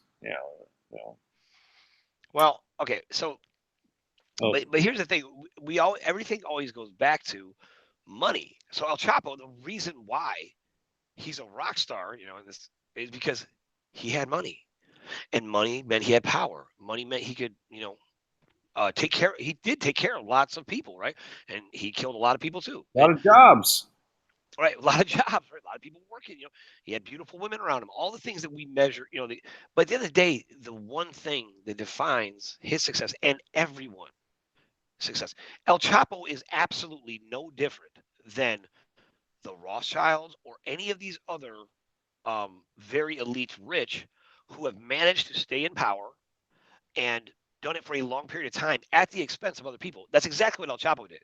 What El Chapo did is he didn't actually go through their system exactly, right? Still a criminal, still killing people, same methods, but what they did, they consider to be civilized because they did it, within using the law and lawyers, and they feel like there's a hierarchy and they're above everyone and they can do that, right? We can't, they can. Now, the problem, you want to completely diffuse them, demolish the system overnight. If everyone would take the time today, if you could get 100,000 people to do this, to really take the time to measure their success through a completely different metrics, whether it's love, like for example, love. Now we don't have a measurable. Love is intangible. You can't take a quantity of love, right? You can't say like the bottom line of love is what, like what is it like? Why? It's abundant. See, in reality, the reason why we don't have an abundant mentality is because money is just a symbol that we created. So create a new symbol. Now that's kind of what kind of what you're working with the crypto, right? But but that all takes time, and that involves moving mountains. Today, today, I think about this every day. In this process, these guys demolished me. I mean, they took my savings. They ran me out of business. They beat up they beat up my friends. They took their money. I get death threats. It's been nonstop. I mean, for 4 years, they have antagonized my family on levels. And then when I tell my family it's happening, and I tell them what to look out for, and then exactly what I say might happen happens, they don't blame them. They blame me. Right? Why didn't I make different decisions? Why didn't I conform? Right? But no, but it's true in a sense, right? If you just play your part, know your role, and don't try to go above it, they'll leave you alone. You try to go above it, that's when they get you. So now that, to me, pisses me off still, right? They don't have the right to cage any of us. They're not above us. They're not better than us. We are abundant. The reason why they want to suppress us is because we're so powerful. We're so incredible. And I'm not talking about little side tricks, just running, walking on fire. I'm talking about you are a creator. The energy that is in you is the exact same source substance that makes up the sun. You want evidence? Go out and look at the sun. You'll correct I corrected my vision last year. Last year I needed glasses. And I couldn't believe I was gonna need glasses. I had 20/20 vision my whole life. I needed glasses. You know what I did? 20 minutes every day I stared at the sun. Went back in, corrected my vision. They told us stare at the sun will blind you. It did the opposite, right? That's true. It actually works that way. I mean, you know, and I mean the sun, because you are one with the sun, right? It's really sunscreen that gives us cancer, right? Everything that it is. That's true. The sunscreen literally cooks your body. It traps the cells and it forces your body and it holds this energy inside you, and it limits the mobility and a bunch of stuff in that world. Like I'm not explaining exactly right, but something like that. Basically it's cooking your body and creating a toxic environment. Well, I don't know. Okay. If I don't have sunscreen and I turn into a lobster and I start peeling for 3 days and I'm laid up with a fever, I don't know. I think I like the sunscreen. Listen, man, you're just exfoliating. That's all. That's it. I don't know. That must Well, be. look, I mean, come on. You're a white dude that moved out of the Philippines. What do you think's gonna happen, man? Like that's inevitable. Yeah. Well, you know what? I'm pretty good at staying out of that position. I know how much I can take in. Well, let me ask you. So, is there? I know we were talking yesterday about being able to move forward with the funding, and maybe we should talk a little bit about that because we've been. And I don't know what can be said. I don't know how far we can go, but why don't you take it and let's see where we're at with that. Sure. So essentially, after all these things, now we talked about 7 layers of funding. Now, as of just now, what I was told earlier, about 4 o'clock today, is that Kim had launched. She had created an entirely new system, a workaround on one level, and then she had some kind of revelation about something, and she was going to try something completely different. It would appear, and what it and so she put that in and she launched it. There was a couple small glitches workable, but her exact words to me were, "We have them on the run." Now, that's a pretty powerful statement if they're on the run. She also told me that we have them blocked out. So one of the ways that they've been so, a couple steps ahead of us all the time, is they had so many, just thousands and hundreds of thousands of different ways, millions of different ways to see what was going on. They had their eyes on everything, and Kim has been plugging up those holes, disassembling the various, um, ways that they could siphon money, they could take money, they could see what she was doing. They could see where the money landed, how to take it, to time it just right so they could take it, to create all these, fraudulent, all these ways to steal, really, to steal from the people. Anything to make sure people didn't get the money. Okay, the attack is on the people. They did not want people to be empowered. They don't want people to know that it's possible for a regular person to have money, right? They want to keep it an elite thing, right?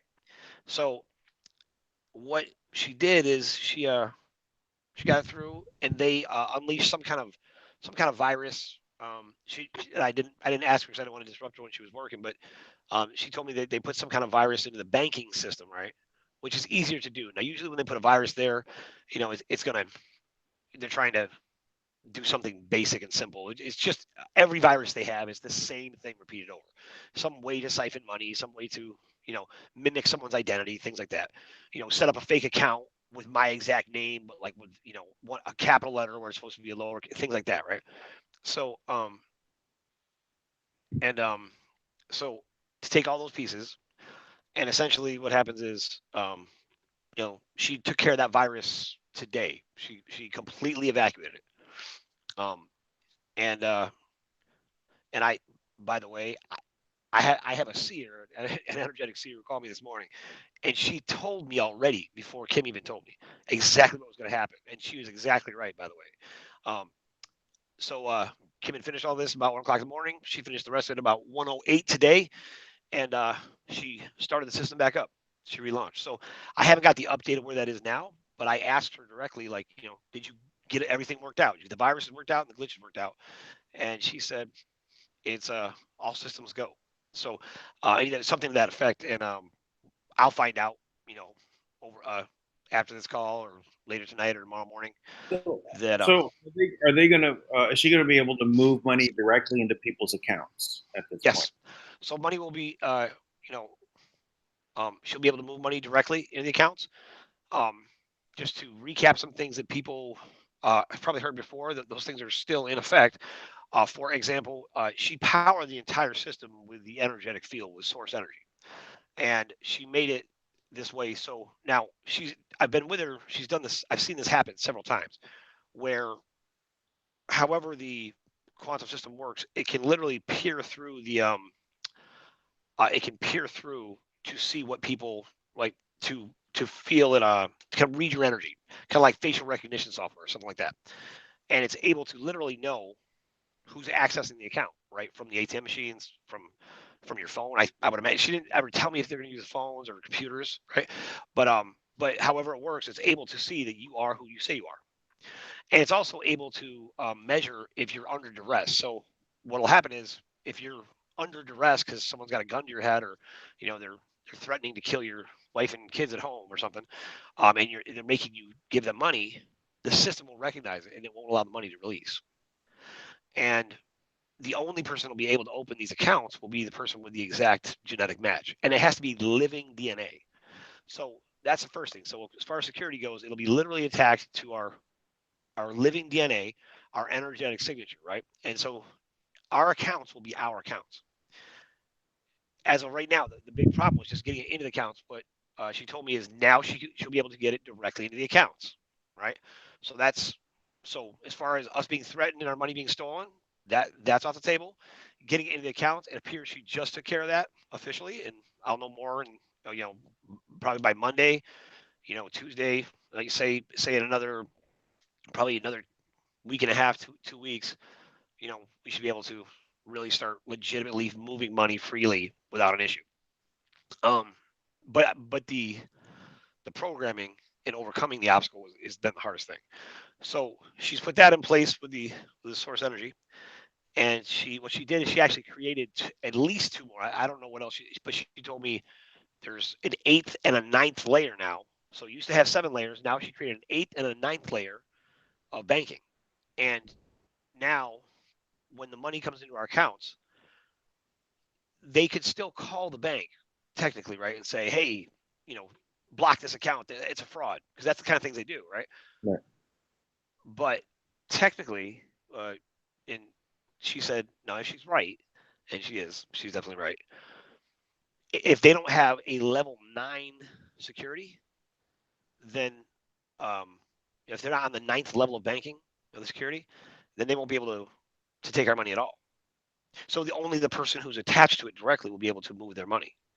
So it's genius when you think about it, because nobody has level 9, because she just made it. Yeah.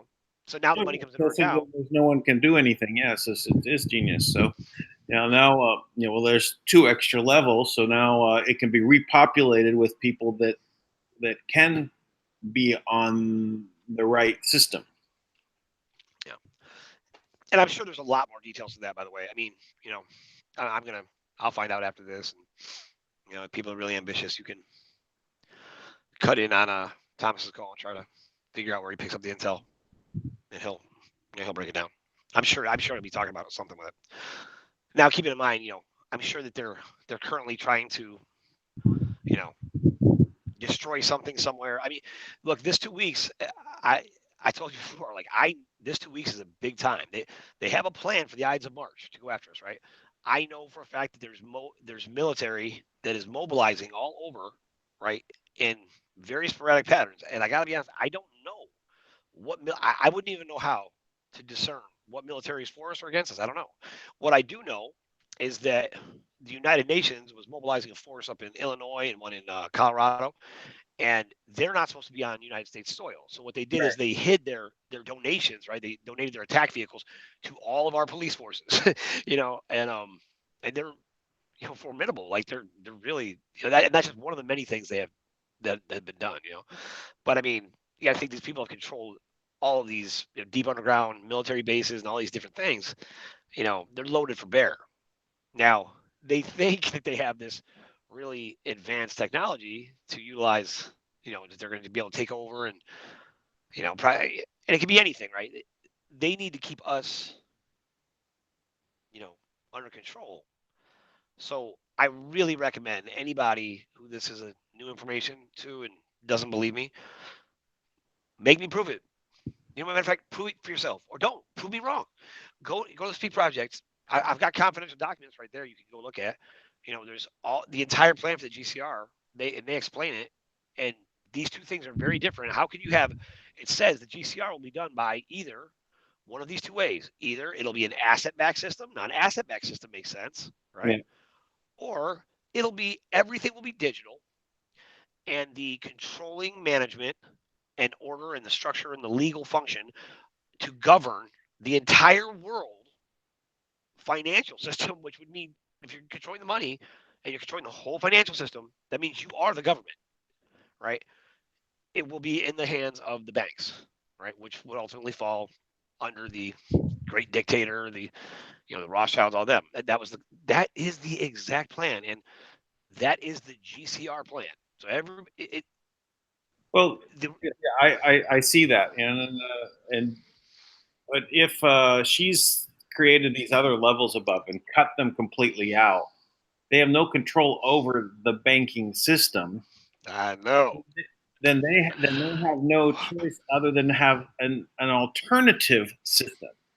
And that's actually one of the things that I saw was why GCR, if I'm there could be like a TBC coin would be used as a GCR alternative, would be because we're outside of the banking system. We literally can just go phone to phone, computer to computer.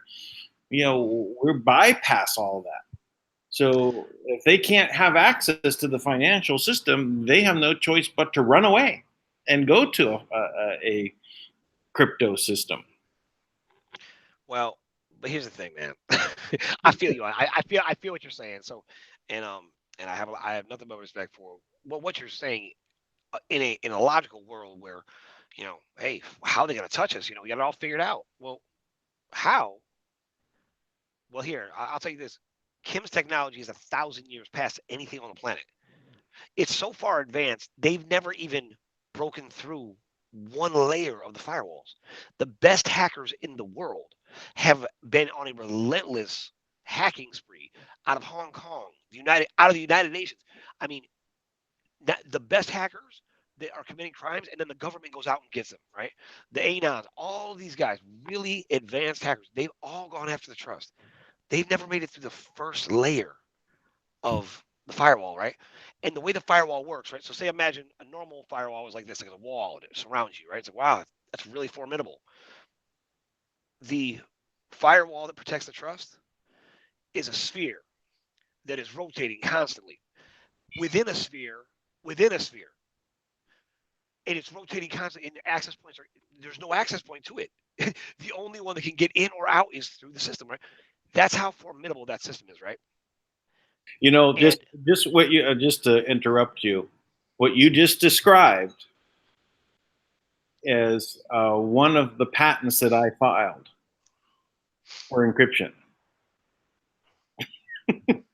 Well, I mean, that's so you're on the right track.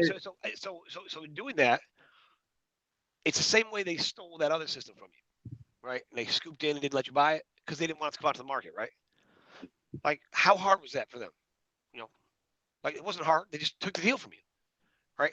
So your crypto system, built by regular people who they're trying to enslave. How hard do you think it is for them to say, hey, Dan who? Dan lost, gone, doesn't exist, never did? We invented this. What do you mean? I don't know what you're talking about. Erase you. It's not hard. And my point in mentioning how advanced Kim's tech is, which, by the way, I think there's a place. Your ideas are on track. I think you should be working, with us and with Kim to, because there's things that we're going to constantly have to be working with. And I don't know what that looks like yet. Because to be honest, I mean, it's over my head. What I know though is they don't give a damn about the laws. They don't give a damn about your system, and they're not impressed with it. And they sure as hell don't care because Kim's system is so advanced, and it's been controlling them forever. And they still do not care, because even with that, they have sent thousands of men to assassinate her.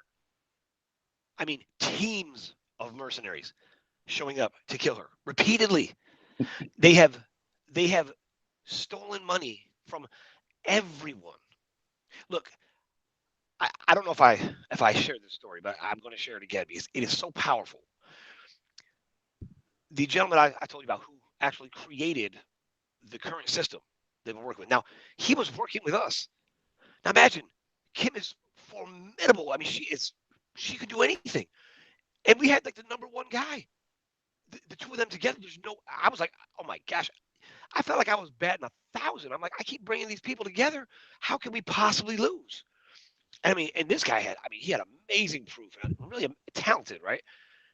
And he had been working with the CIA since he was like 9 years old. He like hacked the financial system when he was like a kid in a dentist's office, and they recruited him for it. And he had been trained. Now, this man, just to teach him a lesson, the Rothschilds, when he was like 22 years old, and by 22 years old, he was a completely trained agent, and they were keeping him impoverished, by the way. They never let him have too much money. And they told him why. They said, we can't let someone like you have money because you'll take over everything, right? So they never let him have money. They give him like little $500, gift cards, or like a Visa card. I mean, they did that to him his whole life. His whole life they did it to him. Now, to teach him a lesson about human behavior and why they did the things they did, because they had to keep humanity under control. This is what they did. They went to a village in Africa where the people in that village had never even used money. They didn't have any need for it, right? However their life was, they didn't use it, right? They bartered or whatever. There was 1,000 people. They gave every single one of them $500,000.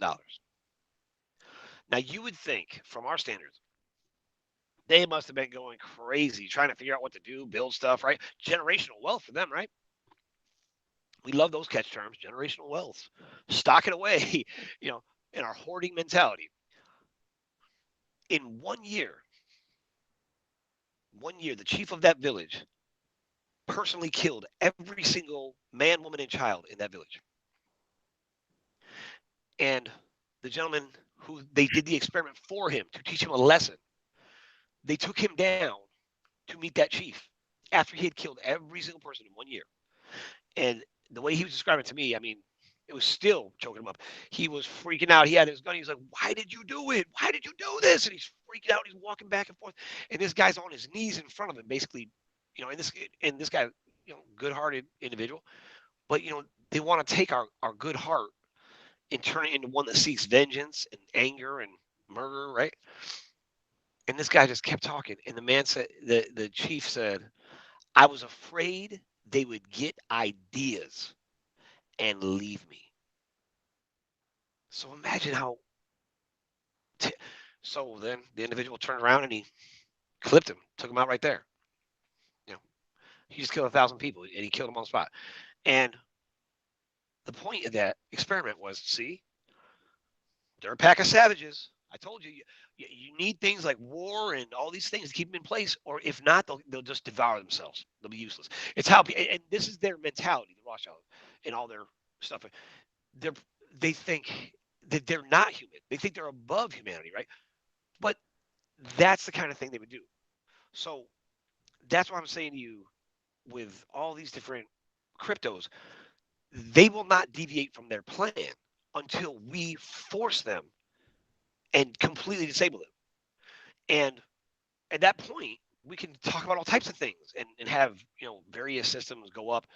But without question, I know this, the individual who was a RICO expert for us back in September in 2017, he worked with us for months, and he was helping us because we were going to go after Wells Fargo, and we were going to sue them because I had, like 75 emails from them to different people all over who they had told the currency revaluation was going to happen. Now, the problem was, no matter how high we got, we didn't know whose name to put on it to sue. Just Wells Fargo. You need a name to attach to it, right? And then what would happen is this: when you really got down to it, Wells Fargo is controlled by the Lee or the Gao family, I think. Which has some association with, Madame Wu, right? Which there were 7 different versions of Madame Wu, right? So everyone has an experience with Madame Wu, and they're like, I knew the real Madame Wu, and she was like this. And Kim used to joke about this, like, if I dressed up like a little old Chinese lady and walked into Wells Fargo, would they realize that I'm the one that owns the bank? Because all this time, the trust that actually owns Wells Fargo has always been in Kim's ownership. I mean, for years. I mean, since 2012, anyways. So they this is what everyone has believed in, these repeated lies in different ways. So when we got to do this lawsuit, we kept getting higher and higher. I didn't know who to sue. Like, so I have a mountain of evidence. I mean, I have so much evidence set up. I have dead man triggers set up everywhere for hundreds of people, by the way, if anybody in our organization gets taken out. Because I was like, look, I need to make sure we keep everybody safe. And I did all I could to draw on every connection I had.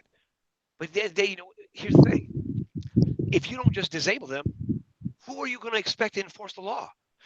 So you have a dead man trigger go off, right? And all this damning evidence goes out. And it hits the government agencies. Fuck. A lot of good that's going to do me. It hits the media. Oh, a lot of good that's going to do me. What are they going to do with it? Nothing, right? It goes to lawyers. Nothing. Every cop, every police, it won't do anything. The only way you have to completely reverse the flow of power. You have to put people on equal or greater level of power with the oppressors. Now, their whole system is a lie, and they don't enforce the laws. So what good does any of it do for us? Right? So, and now, to your point, though, the crypto system outside of that, you know what? If you could get everybody united, as far as a community-based system, that does have potential, but we're not there, man. We're not, and I got to be honest with you, we're not even close right now. You can hardly get, we can hardly get, 10,000 people to do something simple. We can hardly, just unless it's based around hate. For the most part, it's almost impossible to even get people to do things. Well, to actually unify people around love, and where we're bypassing their system, we have to put all the systems in place first.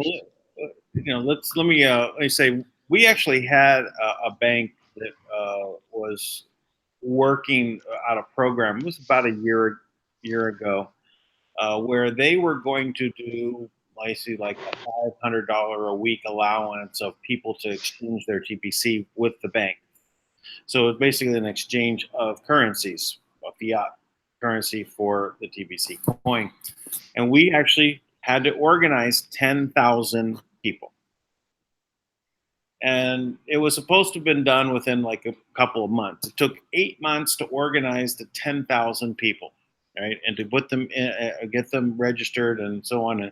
And they were asked to do certain things along as part of this. But it was so difficult to get everyone to focus on doing this, to come together. And of that, a lot of the people were these 10,000, we know that some of them were fake people that were just one guy putting in, I'm going to put in like 20. Yeah, so right. they could get $500 a week for each one of those. So, it ended up not working out, and the bank lost interest in doing so. I'm sure at some point it can come back and happen, but anyway, it is difficult to organize people, especially on positive things. But if it's on money-based system, you get a line of people very quickly. They line up for 10,000 people to receive money. Well, even then, it's such a strange thing, I guess, that once you break out of it, it's hard to realize that it's common, right? But like, for example, I'm very clear on this, right? That say tomorrow, I have $100 billion in my account, and I have complete authority to fund projects all over the world, right? You know that people are just gonna hardly believe that, because why? How would this nothing loser have any money. They would prefer to take it from somebody who's been enslaving them because that is familiar.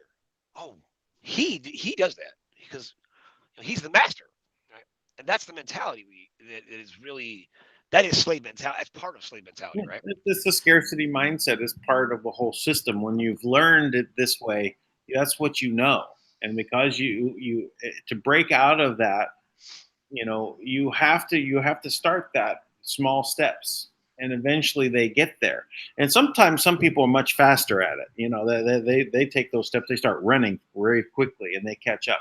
Other people, a couple years into it, and they're still meandering around, and kind of get a little bit of it, but they still don't catch the whole thing.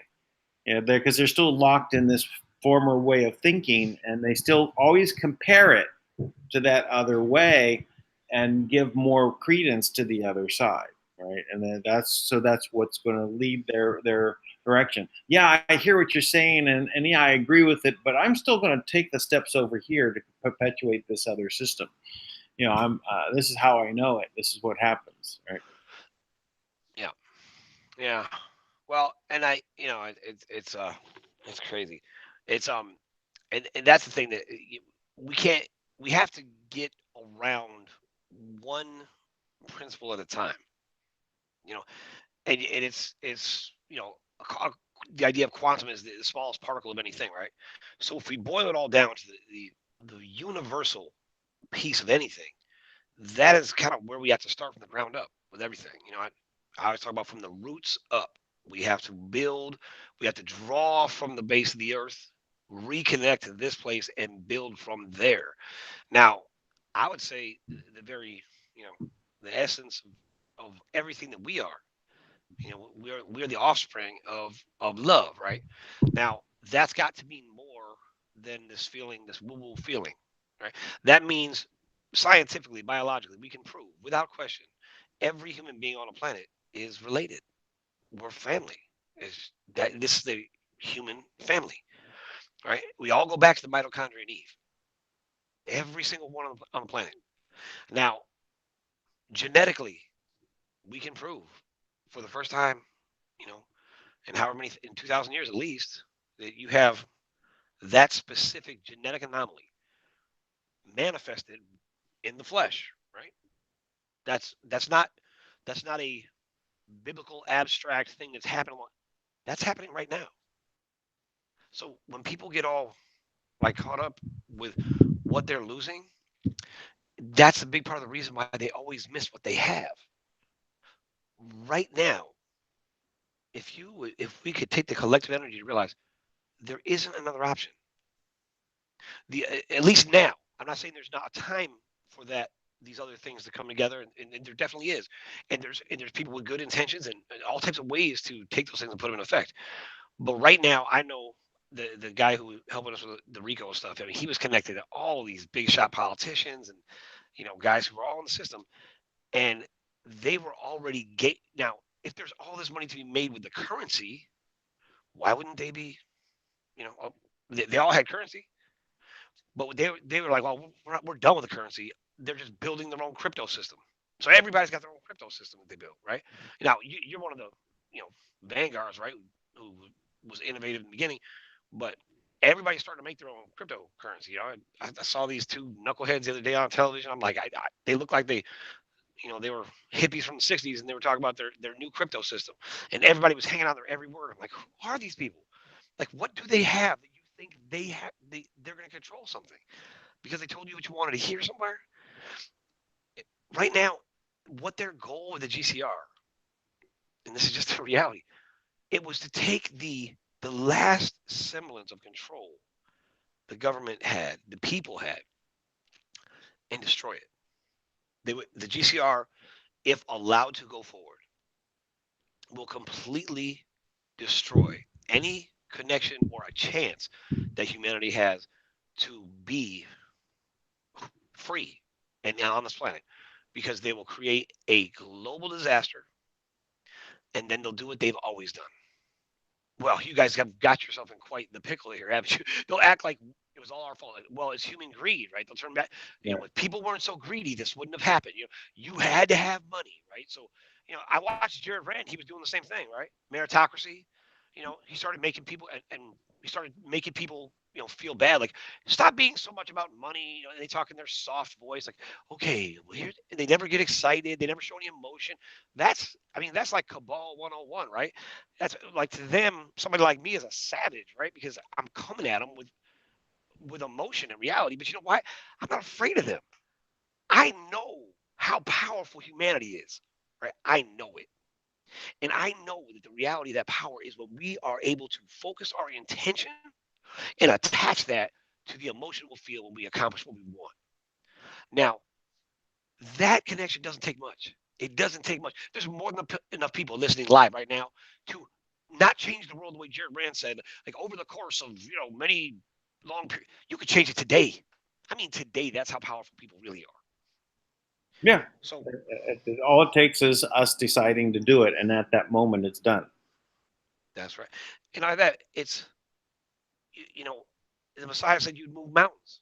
I mean, we talk about that like it's, you know, like, oh yeah, I'll move mountains, but that's not how we talk. We talk about like, we just believe long enough, and I'll move mountains, and but we never expect anything to happen. We don't really believe it.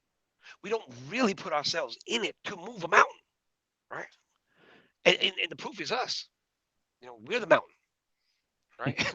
we're the mountain we're trying to move. And I can give you proof that people don't believe, right? And most people don't believe that they have the faith of a mustard seed, they'll move a mountain. Because that's the way it goes. Your mustard seed is real small. Because if you had the faith of a mustard seed, you'd be moving. But instead, we pray and wait. We pray. The scriptures say, this is what their Bible says. Everybody's Bible says. It is the Father both to will and to do. Now, the will, the desire, we know we have that, right? When you have the desire to do something. And when it gets done, it's through our bodies that it gets done, right? So why couldn't it just be that we're an expression of God, and that's the will in us of God? And when it gets done, instead of us being like, look what I did, why don't we say, that was God too? Why couldn't it just be, that is what it is too, by the way. It's the same way every time your arm moves. How are you doing that? I'm just willing it to happen. That's how the whole universe, everything in its creation works the same way. Yeah. And we can will anything into existence just like that. Just like that. And that is scientifically proven. And so I don't know. But my point is right now is that you're in we don't talk about it in these terms a lot, but this is a spiritual transition of all humanity right now. Yeah. Now. It's yeah, the Great Awakening, right, is also just a spirit, because we need to, reach back into our creative side and pull out. But this is all spirit. Everything right. that we're doing is out of spirit. So, your moving of your hand, that will is spirit, right? You have to have that. This is our life force that allows things to be created, and this is our step by step. So I know that a lot of the comments that are coming in, and I can go through. We've got a bank of them here. If you open up your chat side, you see that we have quite a few things that we're living. I haven't been going into too much of it. It's on the left hand side there. See, it says chat at the very top.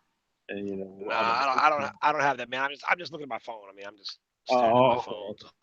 So anyway, but there's a lot of comments here bring us all over different directions. But like one of the last things is like, does either of us know Thomas Davis House of Deegan? Does that ring a bell? And I don't know what that is. Yeah, I've heard of it. But I have no idea the context. But it sounds familiar. And then Kay Chen was saying, how did Tank get involved with Kim? That's an interesting question. She recruited me. I was she had some kind of insight about how she was supposed to identify certain people, and part of what she was looking for was what she calls is people that are deviants, right? That are different from the trained normal, like the movie. I can't remember what it's called, but it talks about you Divergent. identify someone. Oh, diversion. Thank you. Thank you. Diversion. Right. When you have a divergent mentality, right? So she had gone through about 100 people, like all over the world, and eventually they would either. She said that at this level, it all comes down to the 7 deadly sins, and that people would fall away to one thing or another, right?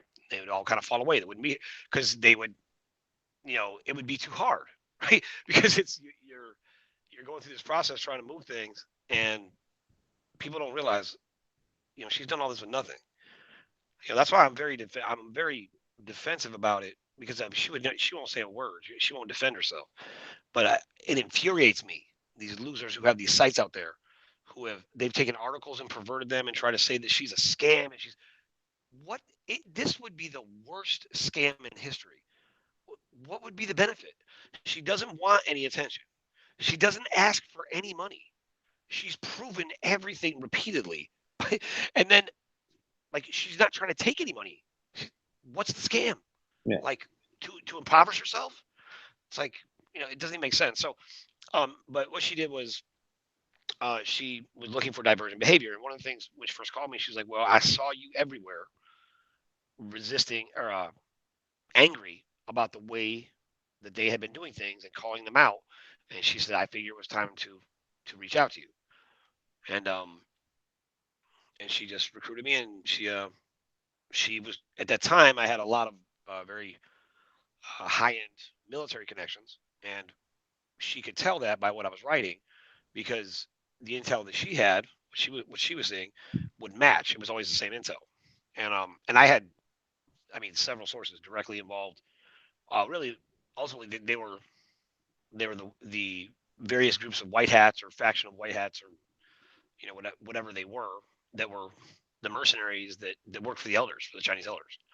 And I know that even the U.S. military, they were paid for 3 years by the Chinese elders, based on a military contract where they were leasing the United States military equipment back to the United States, and then the money they were making from the United States on that they used to pay their salary.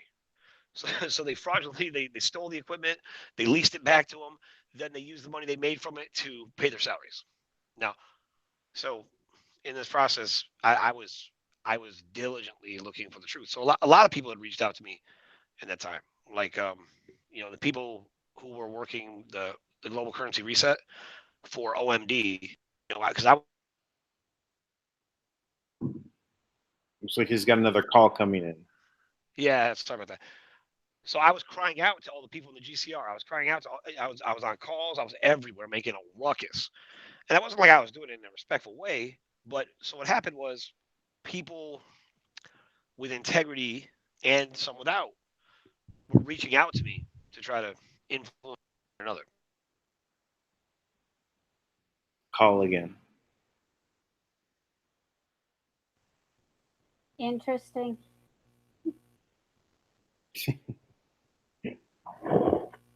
Yeah, sorry, lady. Don't have. I don't know either about Thomas Davis House of D, and I've never heard of it. Yeah, no, that's fine. I'm just trying to move the questions over so that you guys can get them. Mainly, there's just an awful lot of chatting going on in the chat. I'm not seeing too many questions at this point. I know, and the questions you put out, it's like this, how there's only one of the ones that I think is probably good. I mean, like this, other than the one about him knowing Kim, but Yeah. it's everything is equity. Have you put our assets into a trust as well? But do you fill out UCCs and target in their language under admiralty law? I mean, that type of question is a very. I understand why he's asking, And if the assets are outside of admiralty law, then that's what I've always been thinking. It's like when these things are moved and registered, is it a part of the admiralty system or not? And I don't know. But it's a good question. Tank is back. Hey. Hey. Did you hear what I was talking about? It's like someone was asking if you put all the assets into the trust, is it under UCC, Universal Commercial Codes, and is it all tangled in their language under Admiralty law? So the trust that Kim controls, is that yeah. what they're talking about? Okay, so there's 3 governing laws on the planet that have been in operation. There is natural law, right, which governs all of us, naturally. God's law. Yeah, God's law, universal law. I mean, it's called different things, and there might be some derivations in there, but there's natural law. There is statutory law or admiralty law is what people call it, martial law. They're all the same. And that's draconian law, is what that is, right? They all go back to the same principles. Like that's the legalities of all the minutia that they can create and make to govern us, right? Contracts and stuff. But then there's right underneath natural law is monarch law.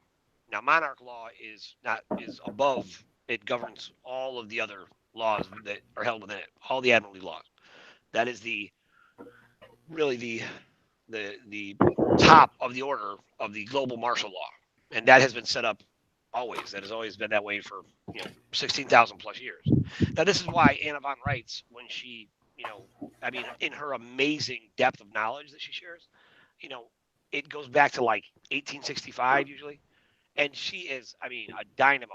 It's amazing what she's shared over the years. It's really incredible. But you're talking about, much older, and when they accepted, contracts, and we as humanity accepted contracts and certain things, they were able to put control measures in place so that you can't undo them, right? So that's why they were able to register all of the assets on the planet legally, right? And if we as humanity, if we don't stand up and take the ownership and the responsibility to be the caretakers of the planet, just as easily they can take it from us, right? So they would be justified if we don't stand up and get this together here. Right. If we're not adults, if we're just children, and we're not taking responsibility, then they're going to act as the parents and come in. That's right. Yeah. So that's the challenge with that. So as far as I know there's lots of people out there that are like experts in UCC. We have a global peace treaty that has been in effect, I want to say, since 2014, and that is that expands not just to the human race; it also expands to all other species that exist on the planet that have been enslaved here with us, by the way. And that also includes any culture that exists within the planet. So all of the various cultures that exist within the mountains, there's several groups that live inside these mountains, that are very formidable, that have made a lot of the technology that we, don't realize comes from somewhere else. And and they're all here. So there's a global peace treaty, and everyone's bound by it. Now, the Rothschilds break this peace treaty all the time, constantly. And Kim has she is the ambassador for the human race, right? She's and has represented us many times on a very regular basis, and she works with these groups, right, to maintain order. And all the guys from the secret space program, they had access to some amazing tech, amazing to us, but not where they got it from. They always held back the real technology, and that's how they were taken out. Kim shut down the secret space program completely. They used to have access to the money and the mountains, and because it's not just about the money, it's the ability to access the system itself, because it opens all these other gateways and locks, tunnels that go through the earth, and different levels of authority that you need to have, and a frequency you have to vibrate to be able to enter into certain places within the planet. All that stuff. I mean, that's all. I mean, that's real stuff. It's tangible. It's not something mystic and far off. Those are facts. And these are things that actually exist. So when I say facts, it's like I don't have enough in-depth knowledge to speak on.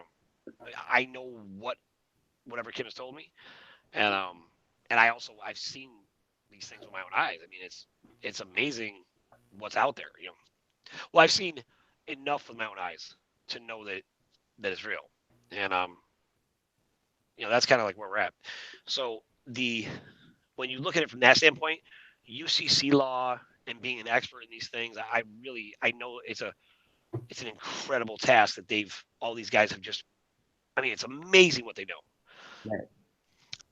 Getting out of that, it doesn't mean anything. It doesn't, because what good does getting outside of that legal system? They don't enforce it now. At least you jump out of one frying pan and not into the fire, but into another frying pan.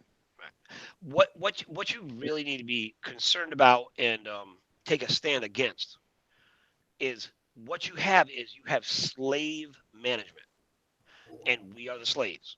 Now, as a slave, if you get the nerve to stand up and own your freedom and act free, conduct yourself as being free, that is their biggest fear. They don't want you to know you're free.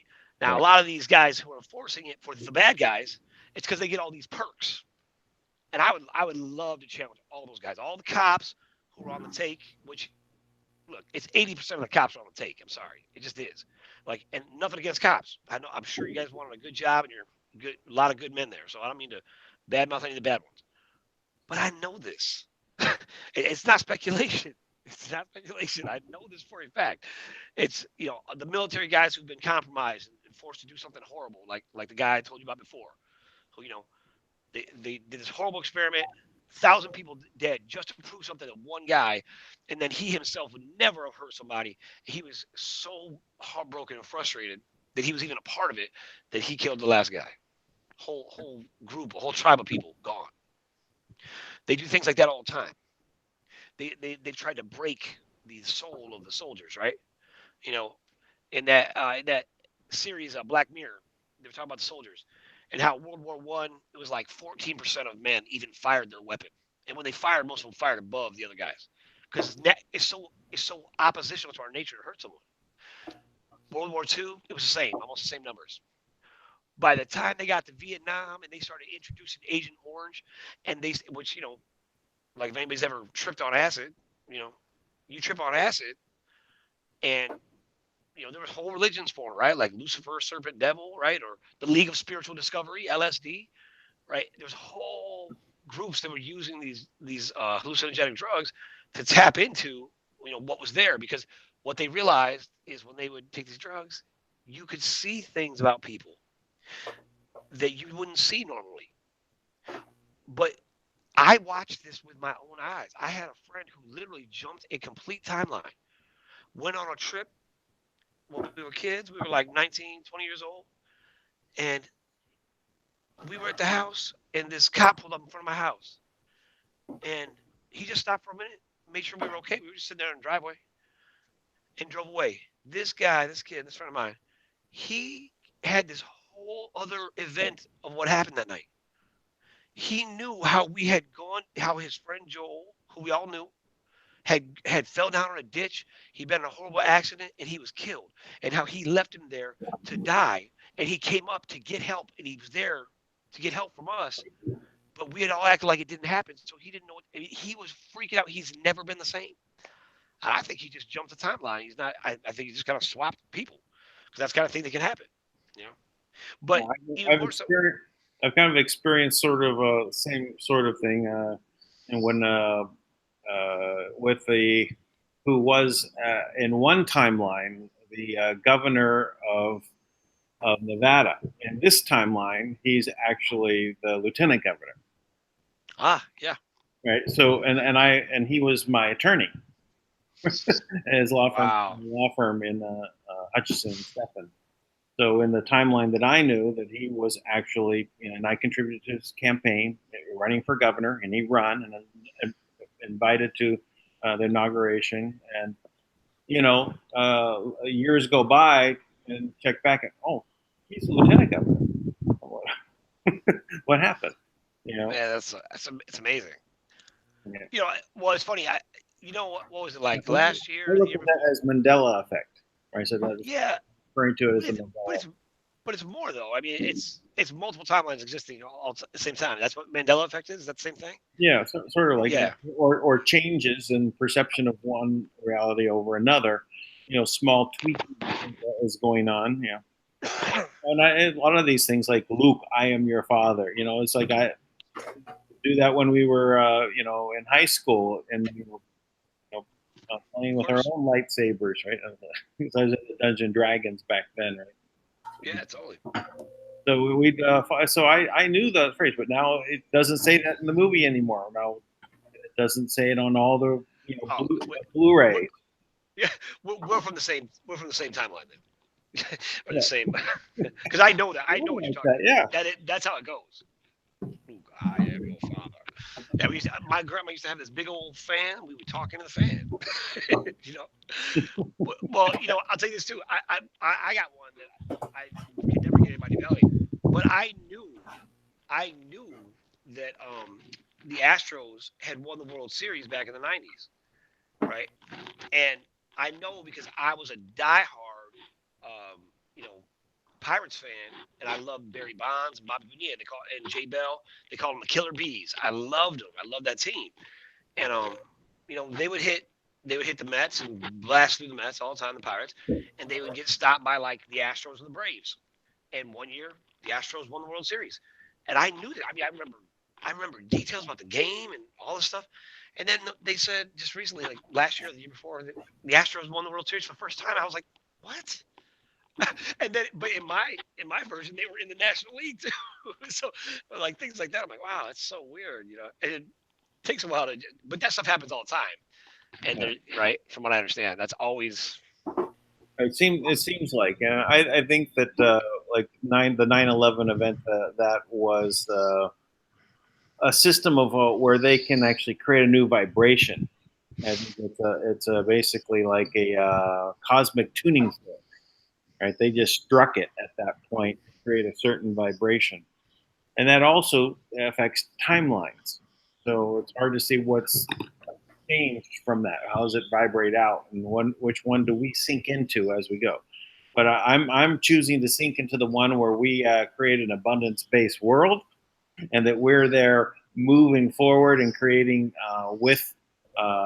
create change with Man of World Holding Trust, with the people that have the positive projects that they want to do in the world, and let's make them happen. Man, steps forward. That's why we're here. That's why we're on the same timeline. You know what? I used to do this with my students when I was a teacher. I used to try to get them to understand the frequency, right? And if we could, and we used to talk about it, because if you could just get everybody to tap into the same frequency at the same time and realize how powerful we are, it's so simple. And right now, it's the resonance of our voice, the sincerity of our heart. It creates a vibration that's going out to each other, being received by each other, being sent out to all throughout the universe. And if we could just tap into, let go of the fear about the money. Don't worry about that. There's plenty of money. People want to ask questions. Look, trust me. If you've ever heard me talk, I'm not. The first thing I want people to do, let's make sure we get you on your feet, right? And I'm not trying to go out and find 1 billion people. So I'm not trying to convince people either. I'm not recruiting. I'm not like, I need to get this out to everybody. I don't. That's not how I feel. What I feel is there is a natural, organic way for this wealth to go out. And what I've seen over and over and over again, that as we need people, they will just be there. Like right now. Like, you would think you and I have been doing this for years together, right? We got a whole relationship, and we never knew each other ever. Matter of fact, I saw you on a video one time, and I thought you and Joseph were the same person. For the longest time, I thought you were the real thing. That was his, like he was your secret identity or something. You know, I just thought that like That's interesting. That's a little bit of a thought pattern. I have to like analyze that. I don't know Joseph that much. I know that I've heard a couple of times seen some things, but I really don't know. I really did not follow the dinar side of things. I did not. Nothing along those lines. So anything that came out of that, was, I mean, I kind of like would hear, people talking about it because I'm doing the other thing. I'm doing the historical assets, right, and dealing with things in a different way. But I knew about it, right? So I would hear that name, but yeah. So yeah, I that's part of that. All of the I'm very I would rather people just be real. I'm convinced if we just tap into the honesty of our pain and the honesty of what makes us happy, and then allow the happiness to grow and just let go of the pain and realize you don't have to be that. You know, whatever your situation is right now, you can change it. And by doing that, I've seen it happen. You can find and discover this incredible power you already have. And when people start to realize, oh my gosh, I can change my own world. I'm creating the world around me. The experiences I'm having and the good and bad is based on what I'm allowing to exist in my world. yeah. You know, Dennis Prager is a radio talk show host. I used to listen to him a lot when I was living in California, and he'd have every Friday the Happiness Hour, and I'd love to listen to it because I've always been like, it's like, it's more about a state of mind is happiness. It's not having fun, or momentary joy that happens, but happiness is just the way that you're living and taking on the world and things like that. So a lot of people say I smile all the time, and I do. I mean, yeah, right. I try to smile, but it doesn't mean I don't get sad. But I try to let that go, and any of those negative things that come to I me, know what you mean. and I took it on as a practice. I did yoga for about 7 years, consistently, and actually I started it when I was in a very dark place, where I went in my marriage when my wife was unfaithful to me, and that really destroyed my whole relationship. But I went into a very big depression for 2 years, right? And I found it difficult to manifest, difficult to make things happen. And through this analyzing of, well, why can I not get business running and rolling and things like that? And it was always and it came down to fear. And fear is the destructive force that didn't allow things to happen. And it was about love, and also not being in a place of being happy. And Yeah. so I had to really, learn some practices of when there were negative things that were happening, and they always will happen in everybody's life. Bad things will happen, but how do you deal with them, and how do you, keep them in perspective? Even a death of a loved one.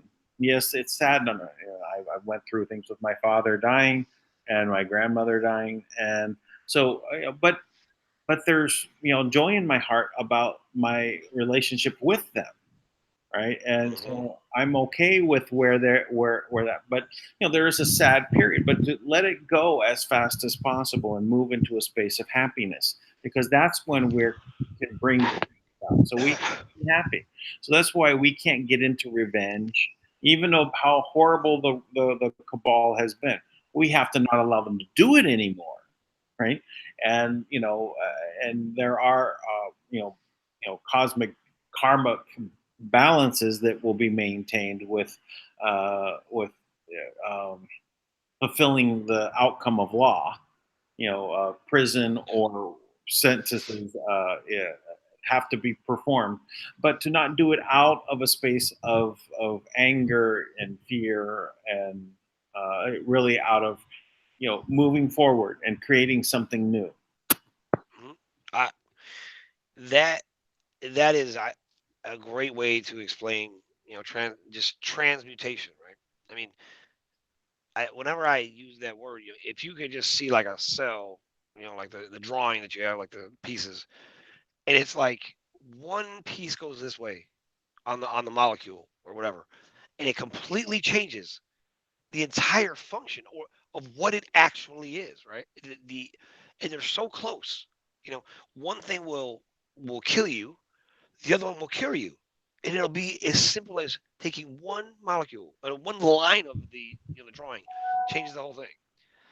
I saw that down in Mexico, down in the Riviera Maya, and they were explaining how you had these two trees. One tree, if you touched it, it was poisonous, it would kill you. But what you knew is wherever that tree was, within about 4 feet was another tree that was the cure. And those two trees were always together. And then when you opened your eyes, we looked around, you realized they were everywhere, right? So there was always this balance. There was always this, coexisting force. This is what I think about all the time. I'm always trying to, put this in a term that makes sense to people. See, personally, I look at the process that we've been in. You had these really incredible, so far out there, evil people at the top. They were so high up, they weren't really evil. They were just doing their job, which was to come in and conquer and take over, right? Like in their mind, that wasn't evil. They were just Right. doing what they had the right to do, right? Then you have Rothschilds, which are, not Rothschilds, the Dragon family is this upper elite royalty, which is the hierarchy that Kim says we have to break up, which I agree. And but the reason why is the hierarchy is completely filled with mediocrity and entitlement. It is people who don't have new ideas. The only thing they have to do is take the same thing they've been doing and repeat it to control the people. So because of that, all of humanity, it's a crime against the galaxy, because the true power and the expressive, creative nature that can exist from this world, which is it's just the same abundance you're talking about. I'm just talking about, it's not an abundance mentality is one thing.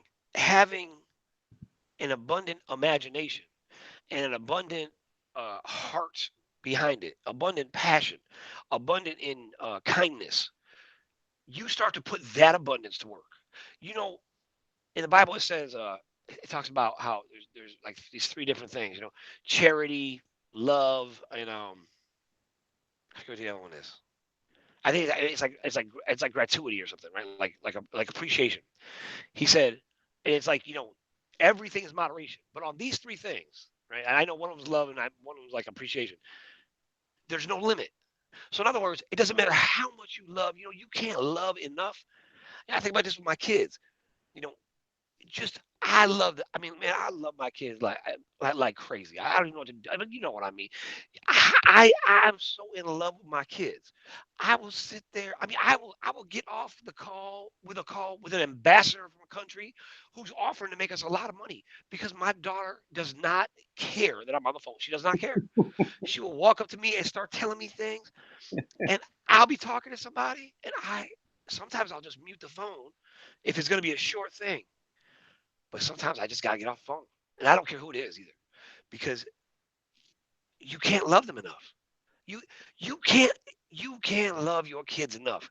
You can't spoil them either. You can't hug them enough. You can't care for them enough. You can't. It's impossible. That's a myth we put out there. Like, don't do it, you'll spoil them. That's BS. You can't spoil your kids. You can buy them too much stuff, but you can't spoil them. You can't love them too much. You know, that's the kind of nonsense we put out there. We need to stop perpetuating this ignorance. You cannot go wrong if the core of where you start is that place. If you bring every decision back to, do I feel about this the way I feel when I'm with my children? Am I going to be, whoever it is that you love, whatever it is that you need to understand and appreciate that love, you know, everything else, the whole world, these guys can't, they're mediocre averageness. I mean, I just hate it. The master plan is to bore us to death with useless. It's ridiculous. Everything they do, I refuse. I don't care what they do. I don't care how. It doesn't matter what they bring. This is what I think. I think we should just declare this game of Monopoly won by the bankers, and let's start the new game of abundance. Right. Yes, I agree. I agree with that. They won. Okay, great job, guys. You got it. The bankers won the game of Monopoly. you guys are the masters of mediocre. Well done. Well done. You killed it. We're gonna go on now to be exceptional. That's what I want. Let's go be exceptional. So actually, we have some people that like to know how to take the next steps into participating in the game of abundance. One is saying it's basically how do we start the process and start it without cost. So listen, anybody can go to. I mean, like there's lots of ways to do this. But with us, I am determined in everything to bring together to make sure that the people will forever have a seat at the table. I don't ever want there to be a time where we as humanity represented by real people by a voice that's so strong that it cannot be ignored. So we set up the Guardian of Camelot. Anybody who doesn't know, go to gocamelot.com. You can register there right on the site for free. There's forms, and I'm going to be adding content inside the website by itself. We have for next to nothing. We cut a deal with Yokoyama Legal, and they're setting up trusts. So when it's time to fund projects, we were trying to get a jump on it to make sure we had a solid base of people that we knew what their projects were, and we would already have the structure in place to fund them.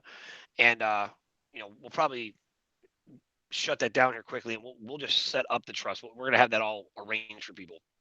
But you can get the forms for like project submissions there free, and you can fill out the forms. Yokoyama Legal, they've got something where they have like a numbered form because they're helping us review projects. I don't know if they still have them, but they had them for a while. So, but things like that. I mean, you can go to gocamelot.com, get involved right now. You know what? You don't have to do that. You can, you can get involved right now by starting to plan your project. Like Dan said the other day, write down a paragraph of what you want to do. A lot. It's amazing to me how many people will be sitting around when this goes down and the GCR falls apart, right? And they're like, and the the crushing, freezing cold water splashes and wakes them up like, oh my God, this is never going to happen, right? When that happens, I wonder how many of them will actually be prepared. I wonder how many of them will be like, man, good thing I had all these projects ready to go. I'll go submit them. But I bet you a lot of people won't even know. They won't even have really put any thought into it. It was just talk. For the most part, people who've got projects and they actually care about them, not people who just wrote down a list of things they were going to do because they had unlimited wealth, right? But like they actually were like, yo, this would make this town better. Like this would be amazing. This would help. Like, when you have ideas like that, you write them down.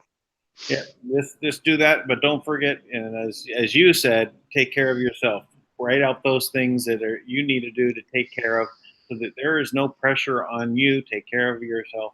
Then see what you need to do for your immediate family and friends, so that they're okay, and bring them into the same place. And then you can even work on a project together, right? I love that idea, by the way. I love that concept. Dan, I really want you to write a paper on that so I can put it out there, because I think that idea, it's so simple and it rings true for who doesn't want to do that, right? Who wouldn't want to be with their brothers, sisters, and cousins? Even if they don't have the best relationship, they're still your family, right? And to first make your immediate people whole, help them out. I mean, people will have like a $4,000 debt that's crushing them, right? It's a $4,000 debt. And when you realize, like, oh my gosh, like, we could pay that off and you're good. Don't worry about it. And I say, this BS that was perpetuated by, this like sudden wealth syndrome, and everyone's all afraid. What are you idiots going to do when you get money? Let us manage it. I'm like, oh my gosh, who are the people that put that in there, right? It's like that went out to the whole, TNT circuit, right? Probably because Tony was getting paid by Wells Fargo. No, he was getting paid by Wells Fargo. So they probably gave him some instructions like, tell him this, that they can't manage money. What are they going to do? Right. So the whole TNT crew, they think they're the most knowledgeable group ever. And they're stuck in that one little time. Not, I mean, some of them, not all of them. I mean, some just got stuck there. Right. But they perpetuate this nonsense of like, you're going to be broke. You need to know what to do. So when my partner in the GCR, where we worked years together on this with Rodriguez Stress, and we talked about that same issue. But they also, when they said, well, we're gonna get like this higher rate if we sign the non-disclosure, which is we have to do all this, so I'll do it this way, or we're gonna get this much smaller rate if we're gonna not sign the NDA. We said we're not signing the NDA, and we're not going to have any potential for them to come in and try to claw it back from us because we violated an NDA, right? Right. I mean, why would silly? Why would you? And I said, and then if we're going to be participating on, and we're going to figure out how we're going to use our money. I'm not worried about it. We need to figure out like managing one part of it and say, okay, well, we'll set up a manager to do this one thing over here and just handle it. Put someone else in charge of all your money. I have another ridiculous. Friend. I have another friend. He's an attorney, very accomplished, brilliant guy. He's right now just fixing a big family trust. Because all of the family members who are supposed to be getting their wealth and everything, and the managers out there were doing something wrong, right? And there were so many losses, right? So, they were putting the money to the bullet trades. Well, it could be. I have no idea. I don't know any of the details. I know the general. Yeah. Sorry. But these people were put in charge of these trusts. And the people were not getting the money out of it, right? Mm-hmm. They were not getting the benefit. The managers and all this, they were the ones that were now parasites, right? So you gotta take responsibility for your own wealth, and you gotta dive in. And if you lose it all, then it is on you. But just take time. I look at it like this. The problem is the way we see wealth. We think wealth is what I have and what I control. That's the problem right there. How about this? We're gonna put out grant money. Now, the way grants work. You have like usually with most grants that are structured, you'll have like a year to spend this money, right? That's why at the end of the grant, there's extra money. Everybody's getting like new computers and stuff because they want to spend the money, right? So that happens all the time. So they know they have to burn through the money so they can get more grant funding. Right. Now, the problem is that the grant was so hard to get, and it's so hard to get funding again, unless they have a guarantee. Well, what if we said this? Like this is, I've been saying this. It's everywhere. You'll pick me up repeatedly preaching this. How about you take your time and come up with a great idea? Don't worry about doing this ridiculous executive, massive business plan where every step is planned. Because you know what? Things change. Let's get your phase 1 done. Let's just come up with the idea, write it down, well-written, expressive that captures the essence of what you actually want to do. And I'll tell you what, this is my commitment to the whole world. I will bring in every type of resource. I'll do all I can to make sure you're successful.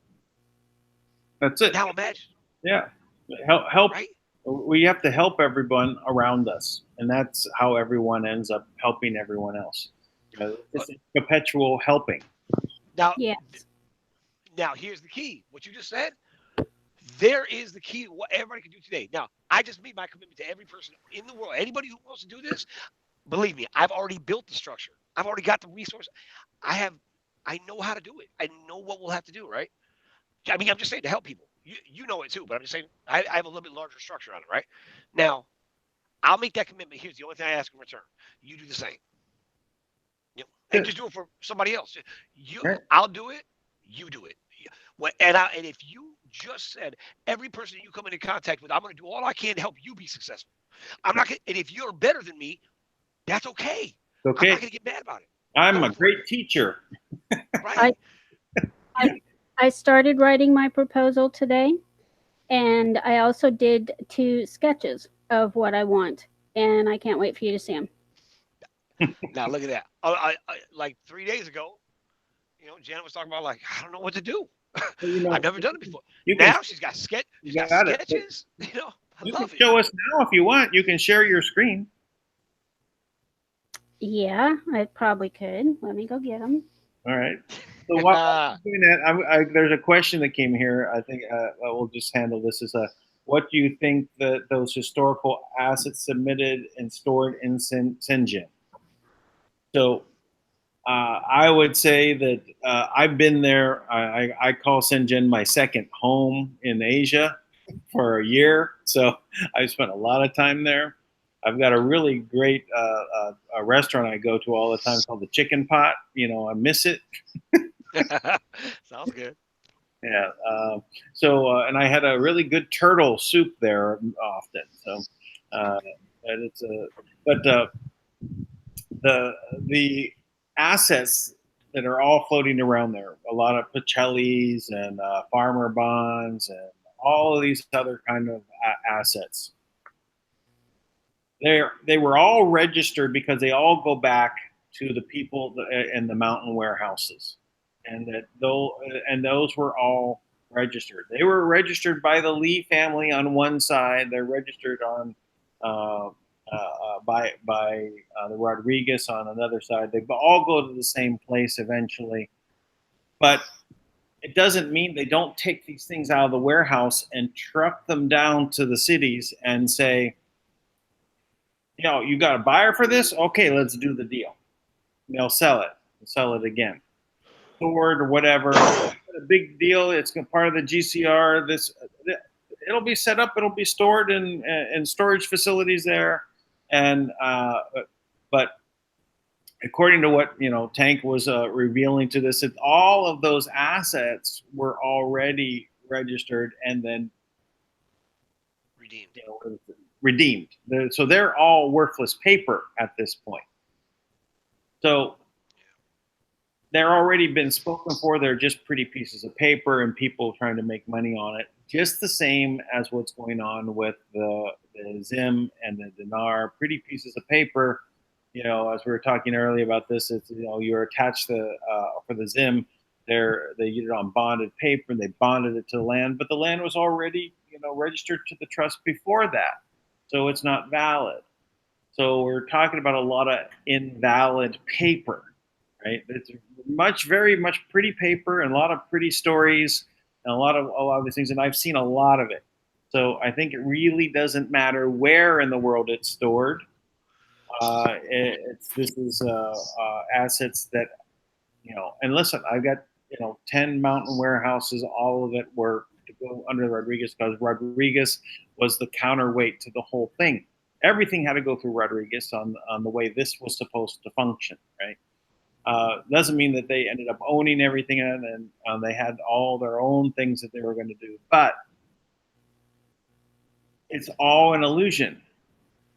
It was all set up to create whatever this cabal plan was, and it's on a massive scale and everyone's involved around the world, and so everyone has got to take the new red pill on the GCR, and it's the big lie. That's why the title of this was The Big Lie. Not that it wasn't happening in regards to all the functional things that are happening in regards to people doing things, people in power, presidents, military generals, people in politics, bankers, all involved. But the true story behind it was not quite revealed in a way that made sense. Yes. So whether it's Trump now in the White House deciding, well, he needs to have it happen too, right? Well, if it means enslavement for the planet, do you really want it to occur? Right. So That's a good question. Okay. That's a very good question. All right. I love it. Old school, like the Iroquois houses. That's great, Janet. I love it. This little one. Are these the biodomes? Like the Yeah, Oh, the here. geodesic homes and the hoop greenhouse houses are on there. Yeah. So when you're in the network next time in the creators network, look for Nancy. Okay. Nancy is creating something that I kind of envision exactly like what you're doing here for artists, right? And she wants to create this artist commune, and this is exactly kind of what that reminds me of. You could integrate these two cultures with having artists come in, with your vets, and Yeah. they would. That's amazing. Look at you, girl. I love it. Yeah. That's Yeah. that's the question. That's what I'm This looking for is people to give me that. Yep, this is the one with the tiny houses and the greenhouses and living in a little community with the pavilion in the middle. I Well, love I'm that. glad you included the ducks in the pond on the other picture. Oh yeah, I Yeah. gotta have my ducks. You gotta have so this is how you start. You start with your basic drawings. How many times have you heard that this amazing invention came out and it was written on a napkin, Oh right? yeah. Sitting down for a meal, someone just sketched something out. That's the start, right? You just take your first steps. Very simple. Don't be hard on yourself. Just make it as simple as possible, and Right.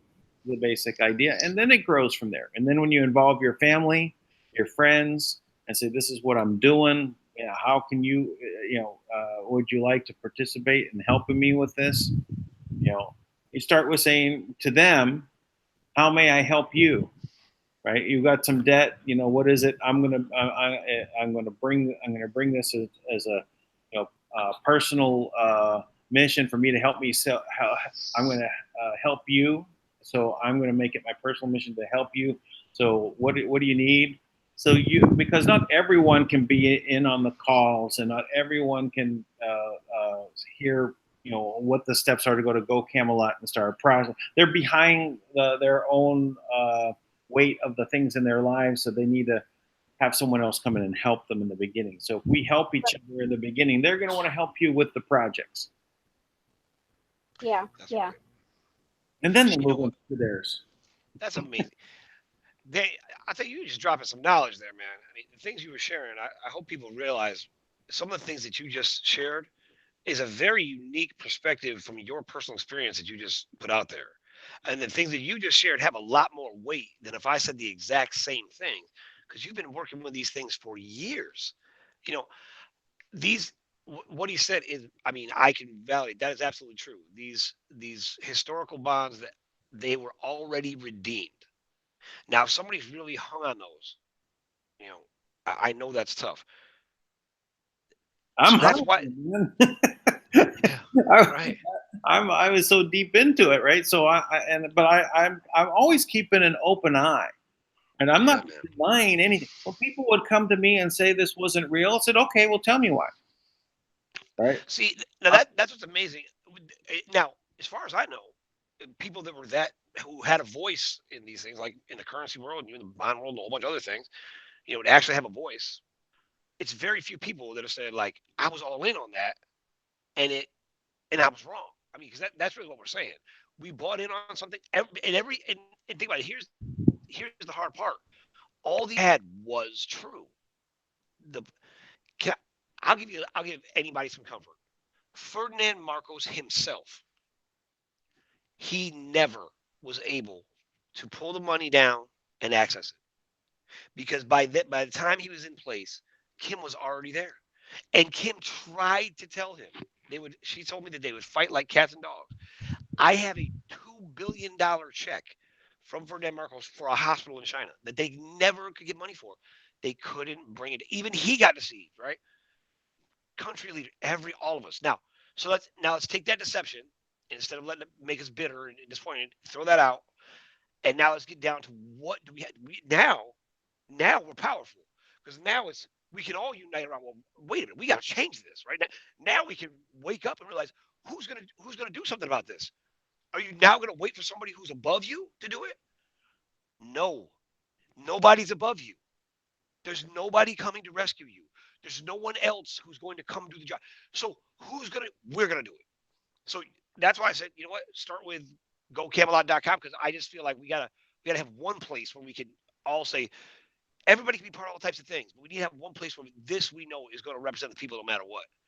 And we gotta find a way to make sure that never gets corrupted. And the only way to make sure it never gets corrupted is to make sure that everybody gets involved, that everybody has a voice. You know why we're in this system? Because it's a government for the people, by the people, and of the people. And all the people did is they let somebody else take care of it. You don't get to do that. You don't get to not do any of the work, not help out, not participate, and then complain that it happened. Stand up. That's the difference. Be about it. Take action. Whatever that action is, however small, however big. Janet's drawing pictures right now.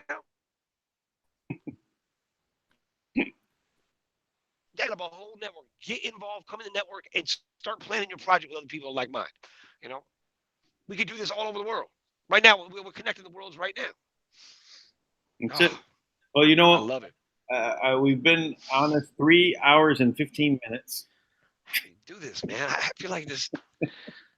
We're keeping it cutting back on the time, so but that's okay. We've got a lot of information to kind of talk this out, and that's what we're doing here.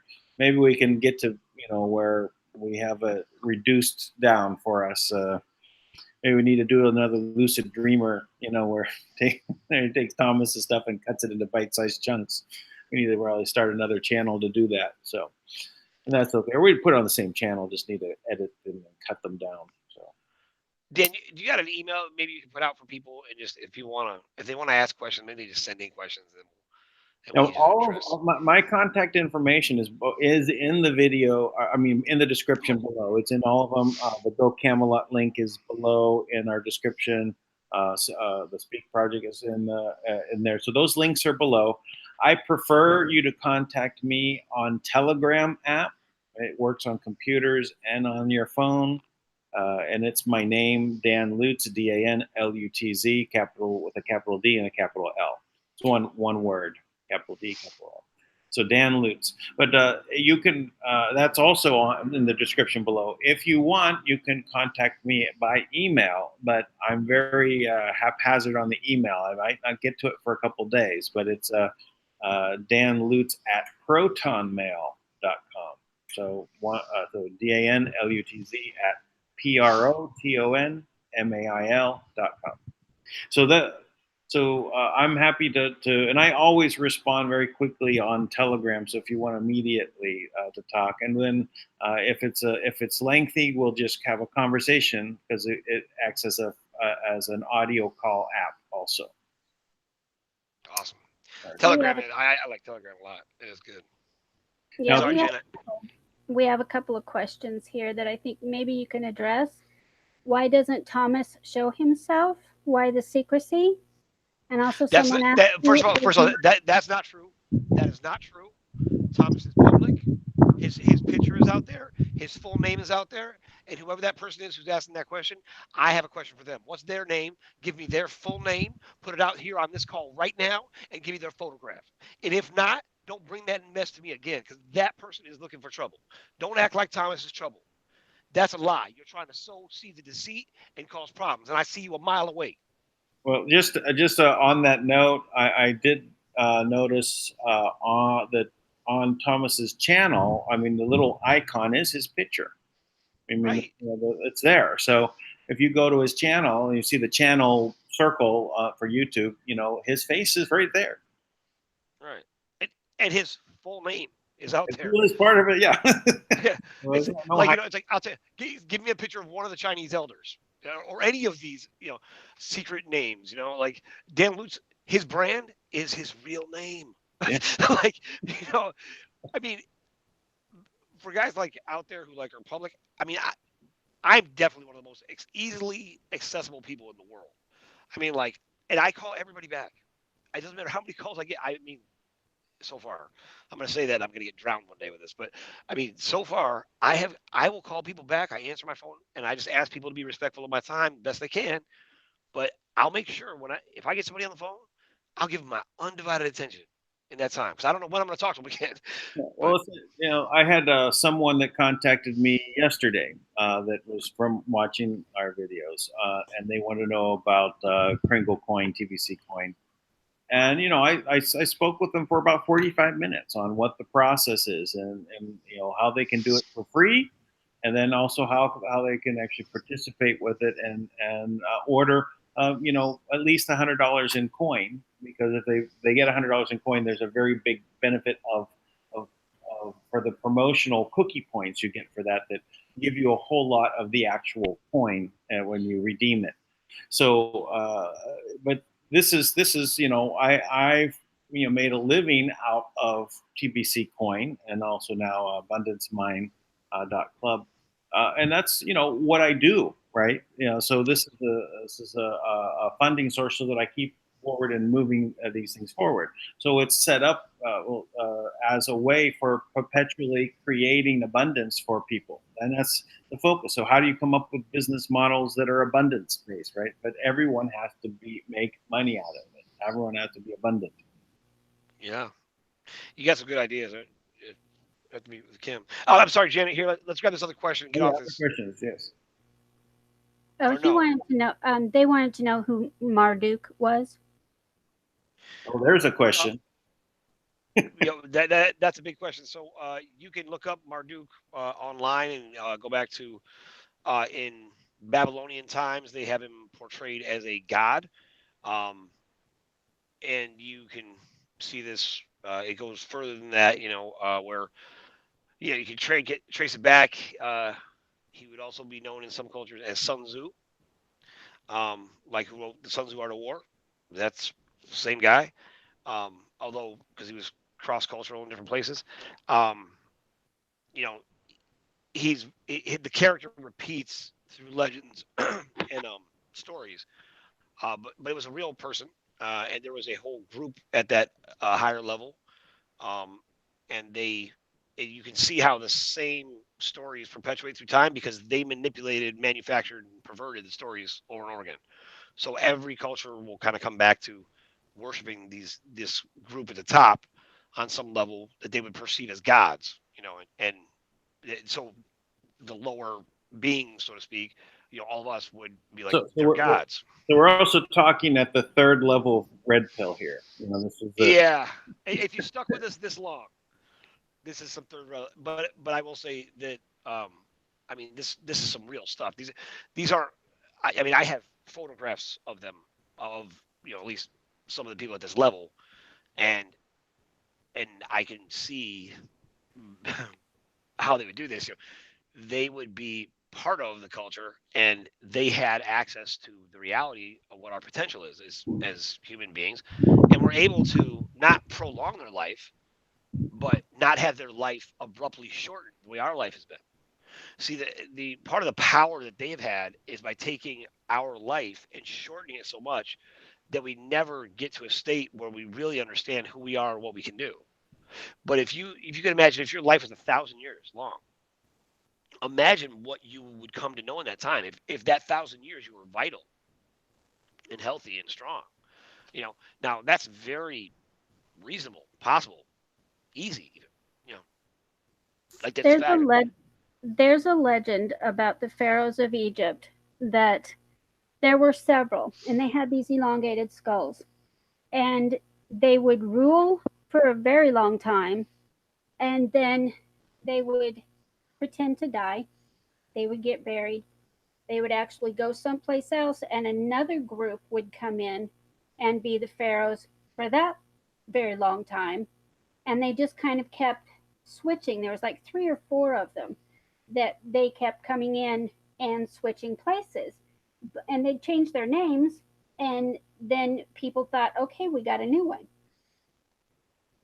Yeah, So that's yeah. Now you're right. Now that was this group at the top. right. Now, and that group at the top, Kim talks about this. If you really want to dive into it, I mean, Thomas has put out some really Thomas Williams on the THI show has put out some amazing reports on this stuff that are so detailed, right? That Kim has given him. I recommend the Ruiner. I mean, the Ruiner stuff is incredible. Like, because he breaks down the secrets of this, and his blog it was a blog designed for the cabal, for the Illuminati. What was the name again? It's the Ruiner. I think it's like the Ruiner 777 or something like that, or It's not that, but it's something. It's the ruiner. If you look up The ruiner. right, Ruiner, ruiner. Yeah, like he would, he broke out of the system. Like he left the Illuminati, but he was I've heard raised an by them. interview with him actually not that long ago. Yeah. And unlike some of these mythical characters who've come out and who've tried to leave and they've said things. He's been very public and and he was friends with a lot of the people at that very high level. And when they all got killed on the same day, he was not happy about it either. So I can't speak to who he is today, but I know for the most part everything I've seen from him has been positive. And he broke out, and he basically all those, all the former I met one individual where they were literally 7 foot tall.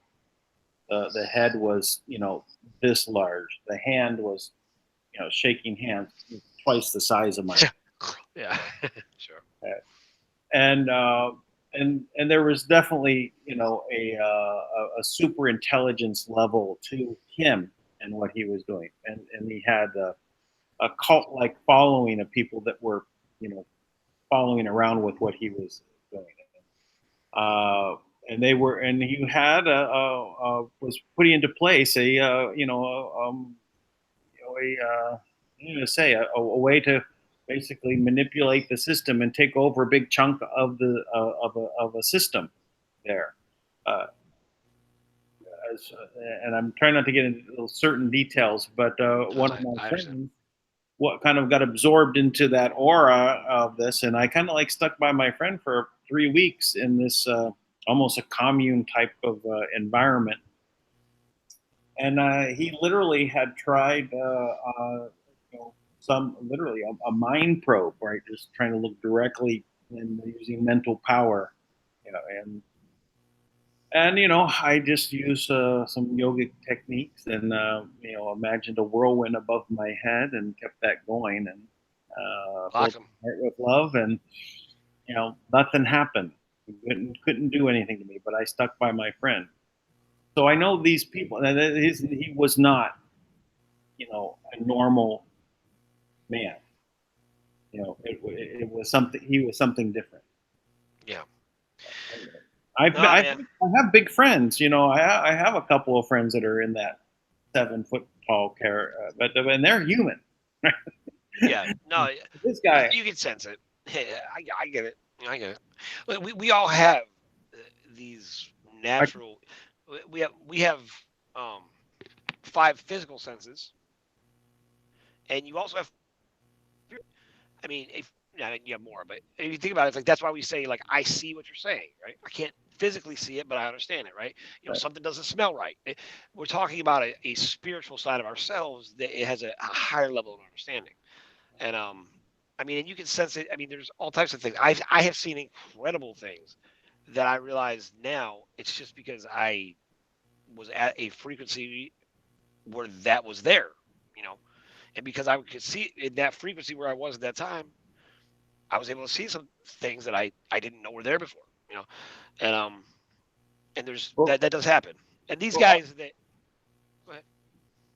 On the far end of this third level red pill, to answer the Marduk question, you have to say we are in a binary star system where our sun is in orbit with another sun. So that you don't see it, right? But it's a brown dwarf that we're in orbit of. That has its own solar system around it. And when it comes through every 3,600 years, there is a window where they interact more with this place because it's closer. And the ones that came here ended up, having family and doing things here on this planet. And Marduk is the son of one of the 2 ruling. There was a father who was the king, and he had 2 sons. Not exactly, 2 sons, but family-wise, there's a hierarchical thing there. But say 2 sons, and one of them had a son, and he is Marduk. That's a very soft way of placing the who he is. It's literally from another place, another planet. So that's and that's the where we one, can put the those ones very who run. big, red pills. Now, To I swallow. never, I never get in. I never get into those things exactly because there's so many different variations. But what I know Sure. definitely is that at the top, when Kim came into place, there was three men that she calls the trio of death. It was Marduk and these two brothers. I always associated them with Emerald and Enki, but Kim won't even say their names. I mean, she would hardly say Marduk's name. Right. I Because mean, and it's that Kim, big red pill. And that's how deep it is and how difficult it is to accept. Because if you go there, everything is then out the window. Everything. Right. And if you can't and if you're still at level 1 red pill, it, yeah, it prevents you from taking the next step, right? You can't follow along. You can't get to cannibalism of children, if you stop at the putting a little bit of human meat in the ground meat McDonald's. no, this stuff is hard. It is hard to take down. I will tell you, I have developed. I mean, just over time, I really, for Christians in particular, because I really my heart goes out to them with some of the stuff because it's such a strict program, and there's just some missing pieces there. So I I always put it out there for people like, you know what, if you're a Christian, you're struggling with this, like it's not Satan worship, right? I get this question all the time. Like they don't want to get involved in a cult. This is not a cult. And if anybody needs it explained by the scriptures and can, want to understand what's going on, like you are more than welcome to reach out to me. I will take that. I always take that time with people. Somebody called me yesterday. I spent almost 3 hours on the phone in the middle of the day, which I did not have. So yeah. So I all could right. So have this I got conversation with you for about 3 hours. I know I could. well. I know that Janet's feet. I appreciate that. It's nice to talk to you. So, Yeah, no, read Sitchin. If people want to know who Marduk is, read Sitchin. Yeah. So I mean, and I could be wrong too about the levels and things, because there's all I know is that the information that's out there is so diluted and convoluted, and it's hard to really know what's what. But at least I'm open to understanding that may be the possibility that we're really talking about beings that are living for 100,000 years. Right. exactly. And And I'd actually like to know if I've got the names right and if I've got everything right, because I've read the Enuma Elish and I believe that I have them right, but I don't know because as far as I'm know, it's speculation. right. So You know what? I can't emphasize this enough. I know people love to put labels on things and try to lock it down. I get it. Um, I've got to tell you, I I have one of the most important things you can do when you really want to understand something. Let go of the labels. Don't worry about what one group, because one group's going to call it this, and they've perverted things, right, to make it confusing. So capture the principle. The most important thing in this whole thing, even with Marduk, look, Marduk was some, you know, different kind of being who was here, and he helped set up the contract to put the whole world under global martial law. Their intent, I mean, these are facts, and these things I know are facts. The intent was to take the assets, devour them like a cancer. That's what we started talking about, right? Like a parasite. That's what Dan started talking about. Devour the assets of the planet and leave and go do the same thing on another planet. That's what they do. Period. That's what those things are facts. Those things have historical records that we can literally look at and track all the way back, and they're not just far off weird pieces. Kim has the entire history of this recorded in an actual digital system, so it's a fact. let me ask you a question. So now we're talking about these other beings, right? Uh, and now Kim had some association prior to becoming the one, right? So what was that association? How was she interfacing with them? Oh no. Well, she so so Kim was known, like it was known who she was, but I mean she's the missing component to the descendants of Alexander who they killed off. They thought they killed off, right? And she is this, and they were looking for her, right? Because whenever you have this anomaly appear, they're always trying to kill it before it gets to a place where it can do something, right? That's why you have when like when Moses was born, right? There was a death decree to kill all the sons, right? All the boys, right? Because they were looking for Joshua, right? When the Messiah was born, it was Nebuchadnezzar, or whoever the evil ruler was at that time. He had another death decree to kill all the firstborn sons, right? Like, because they're always looking for this anomaly, right? This genetic anomaly that has the ability to basically has the genetic codes that kind of give them the authority to say, look, this is actually belongs to the people, right? So they were doing this. So with Kim, somehow, however they maneuvered it, she came out like Southie in Boston, right? And they identified her with some facial recognition software when she was 18. And then Marduk himself came and visited her once, when she was really little and later, but she didn't really have an association. Probably there was some arrangement made, with her family. Like she hasn't talked about that much. She has a little bit of a touchy relationship with her mom. And then, but when she was 39, they they approached her and told her, like, this is your job. Like this. Now she had, before that, she was very successful. I mean, she had owned her own bank. She had done all types of things and done very well for herself. And but they approached her and they were like, this is your job. This is who you're going to be. You're the now they gassed her because that's what they do to everybody, right?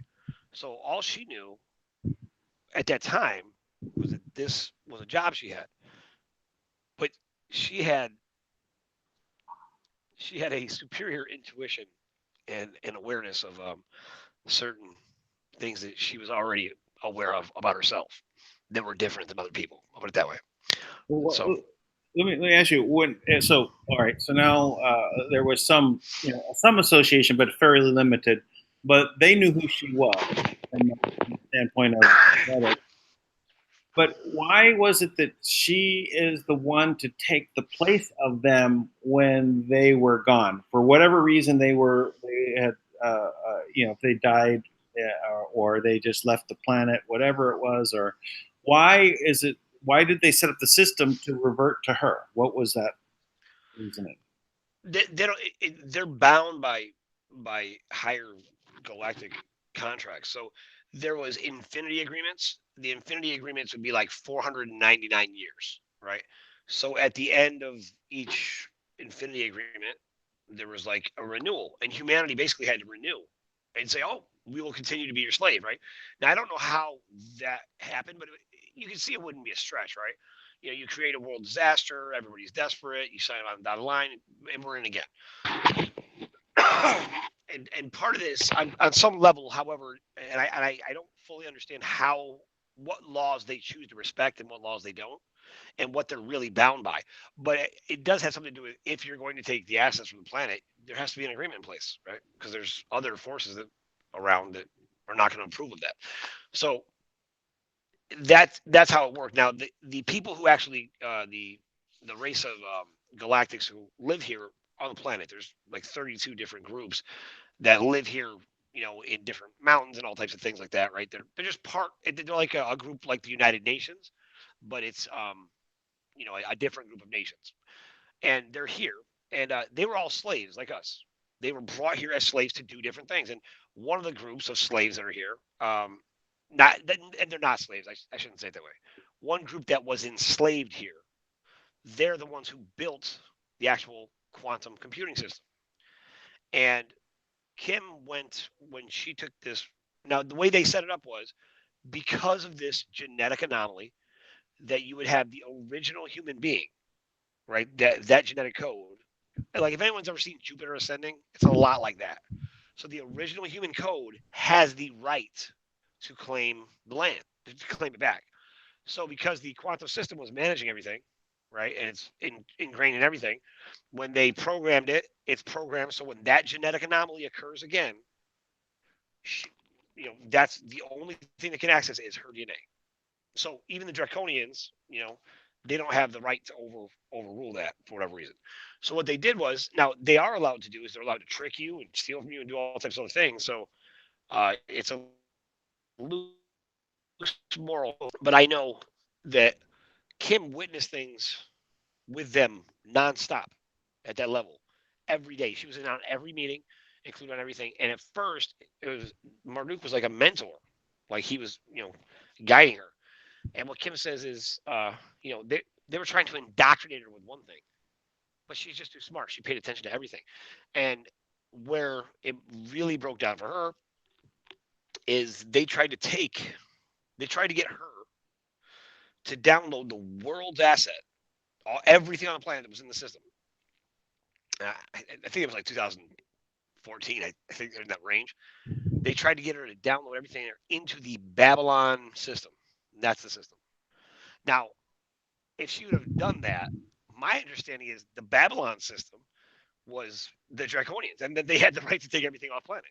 From there, they would have owned the whole planet. So she would have been the one that basically made the agreement to download and send it to everybody, right? So basically, that makes sense. She would have been the human that represented all the humans, and she would have been turning over what technically, she doesn't do it this way, but would be like her planet. It's her asset, so to speak. And Right. I mean, with the system. Now, this is why people struggle because they can't fathom that. But there's another planet that they call terra firma that is identical in nature to Earth without any of the contamination, and they even offered this to her to go there with the person who's on the planet who's missing the 0.2% DNA that she doesn't have to go and start over. I mean, they offer like an Adam and Eve situation to go there and be fruitful and populate the Earth. We're back to the Matrix films, right? Yeah, I know. Inserted into the new Matrix. But this is why, but that piece, like, that is where, like, people are like, oh my gosh, they're out of their mind. But just consider for a minute, right? Like, that is true, by the way. That's 100% true. And if you think about it, she made a conscious decision for every human being on the planet because she didn't have to do that. She didn't have to go up against the biggest enemy that has ever been known to this planet. She didn't have to do that, right?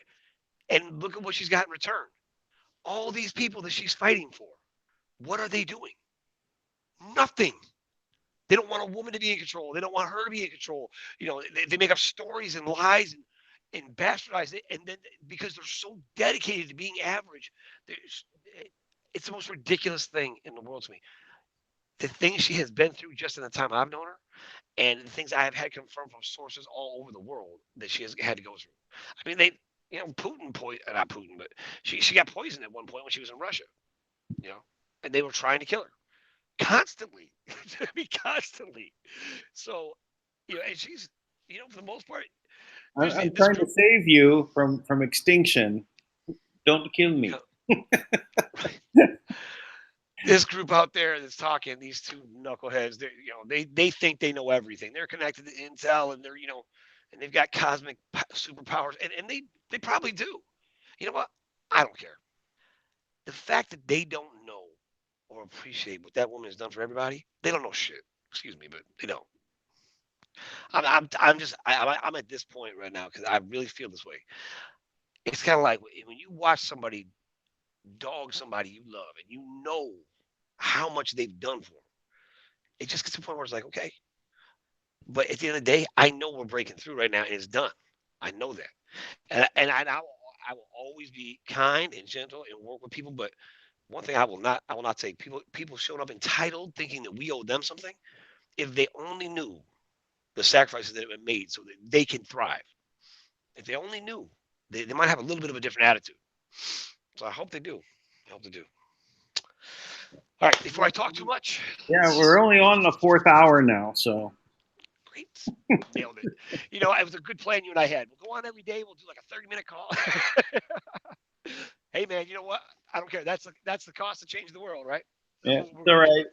it. So I think we should end it here, but that was a good place to end it. And again, I implore everyone who has listened and made it this far, copy and paste this link and ask others to do the same. Please give a like, give a comment, positive comment. This does help move it into the where it's automatically referred to other people, even though we're probably shadow banned back to 10%. We that does affect things. So please go ahead, give likes, give comments, and then share it, and then copy and paste it into your social networks. So please just take that little bit of effort because it does help. This is how we help each other. Pass this on. Agreed. All right. If you want to contact us, our information is down in the description below. If you want to get free Kringle coin, you can also go ahead and click on the link there and sign up, participate in the Kringle Society. And that's another form of a GCR that is a grassroots and not tied to the cabal financial system. I'm going. Right. Dan, by the way, you got me. I'm going in right now after this. Go get Kringle coin. After that offer, I can't even say no. I'm gonna go find out right now. I'm in. All right. All right. All right. Bye, everybody.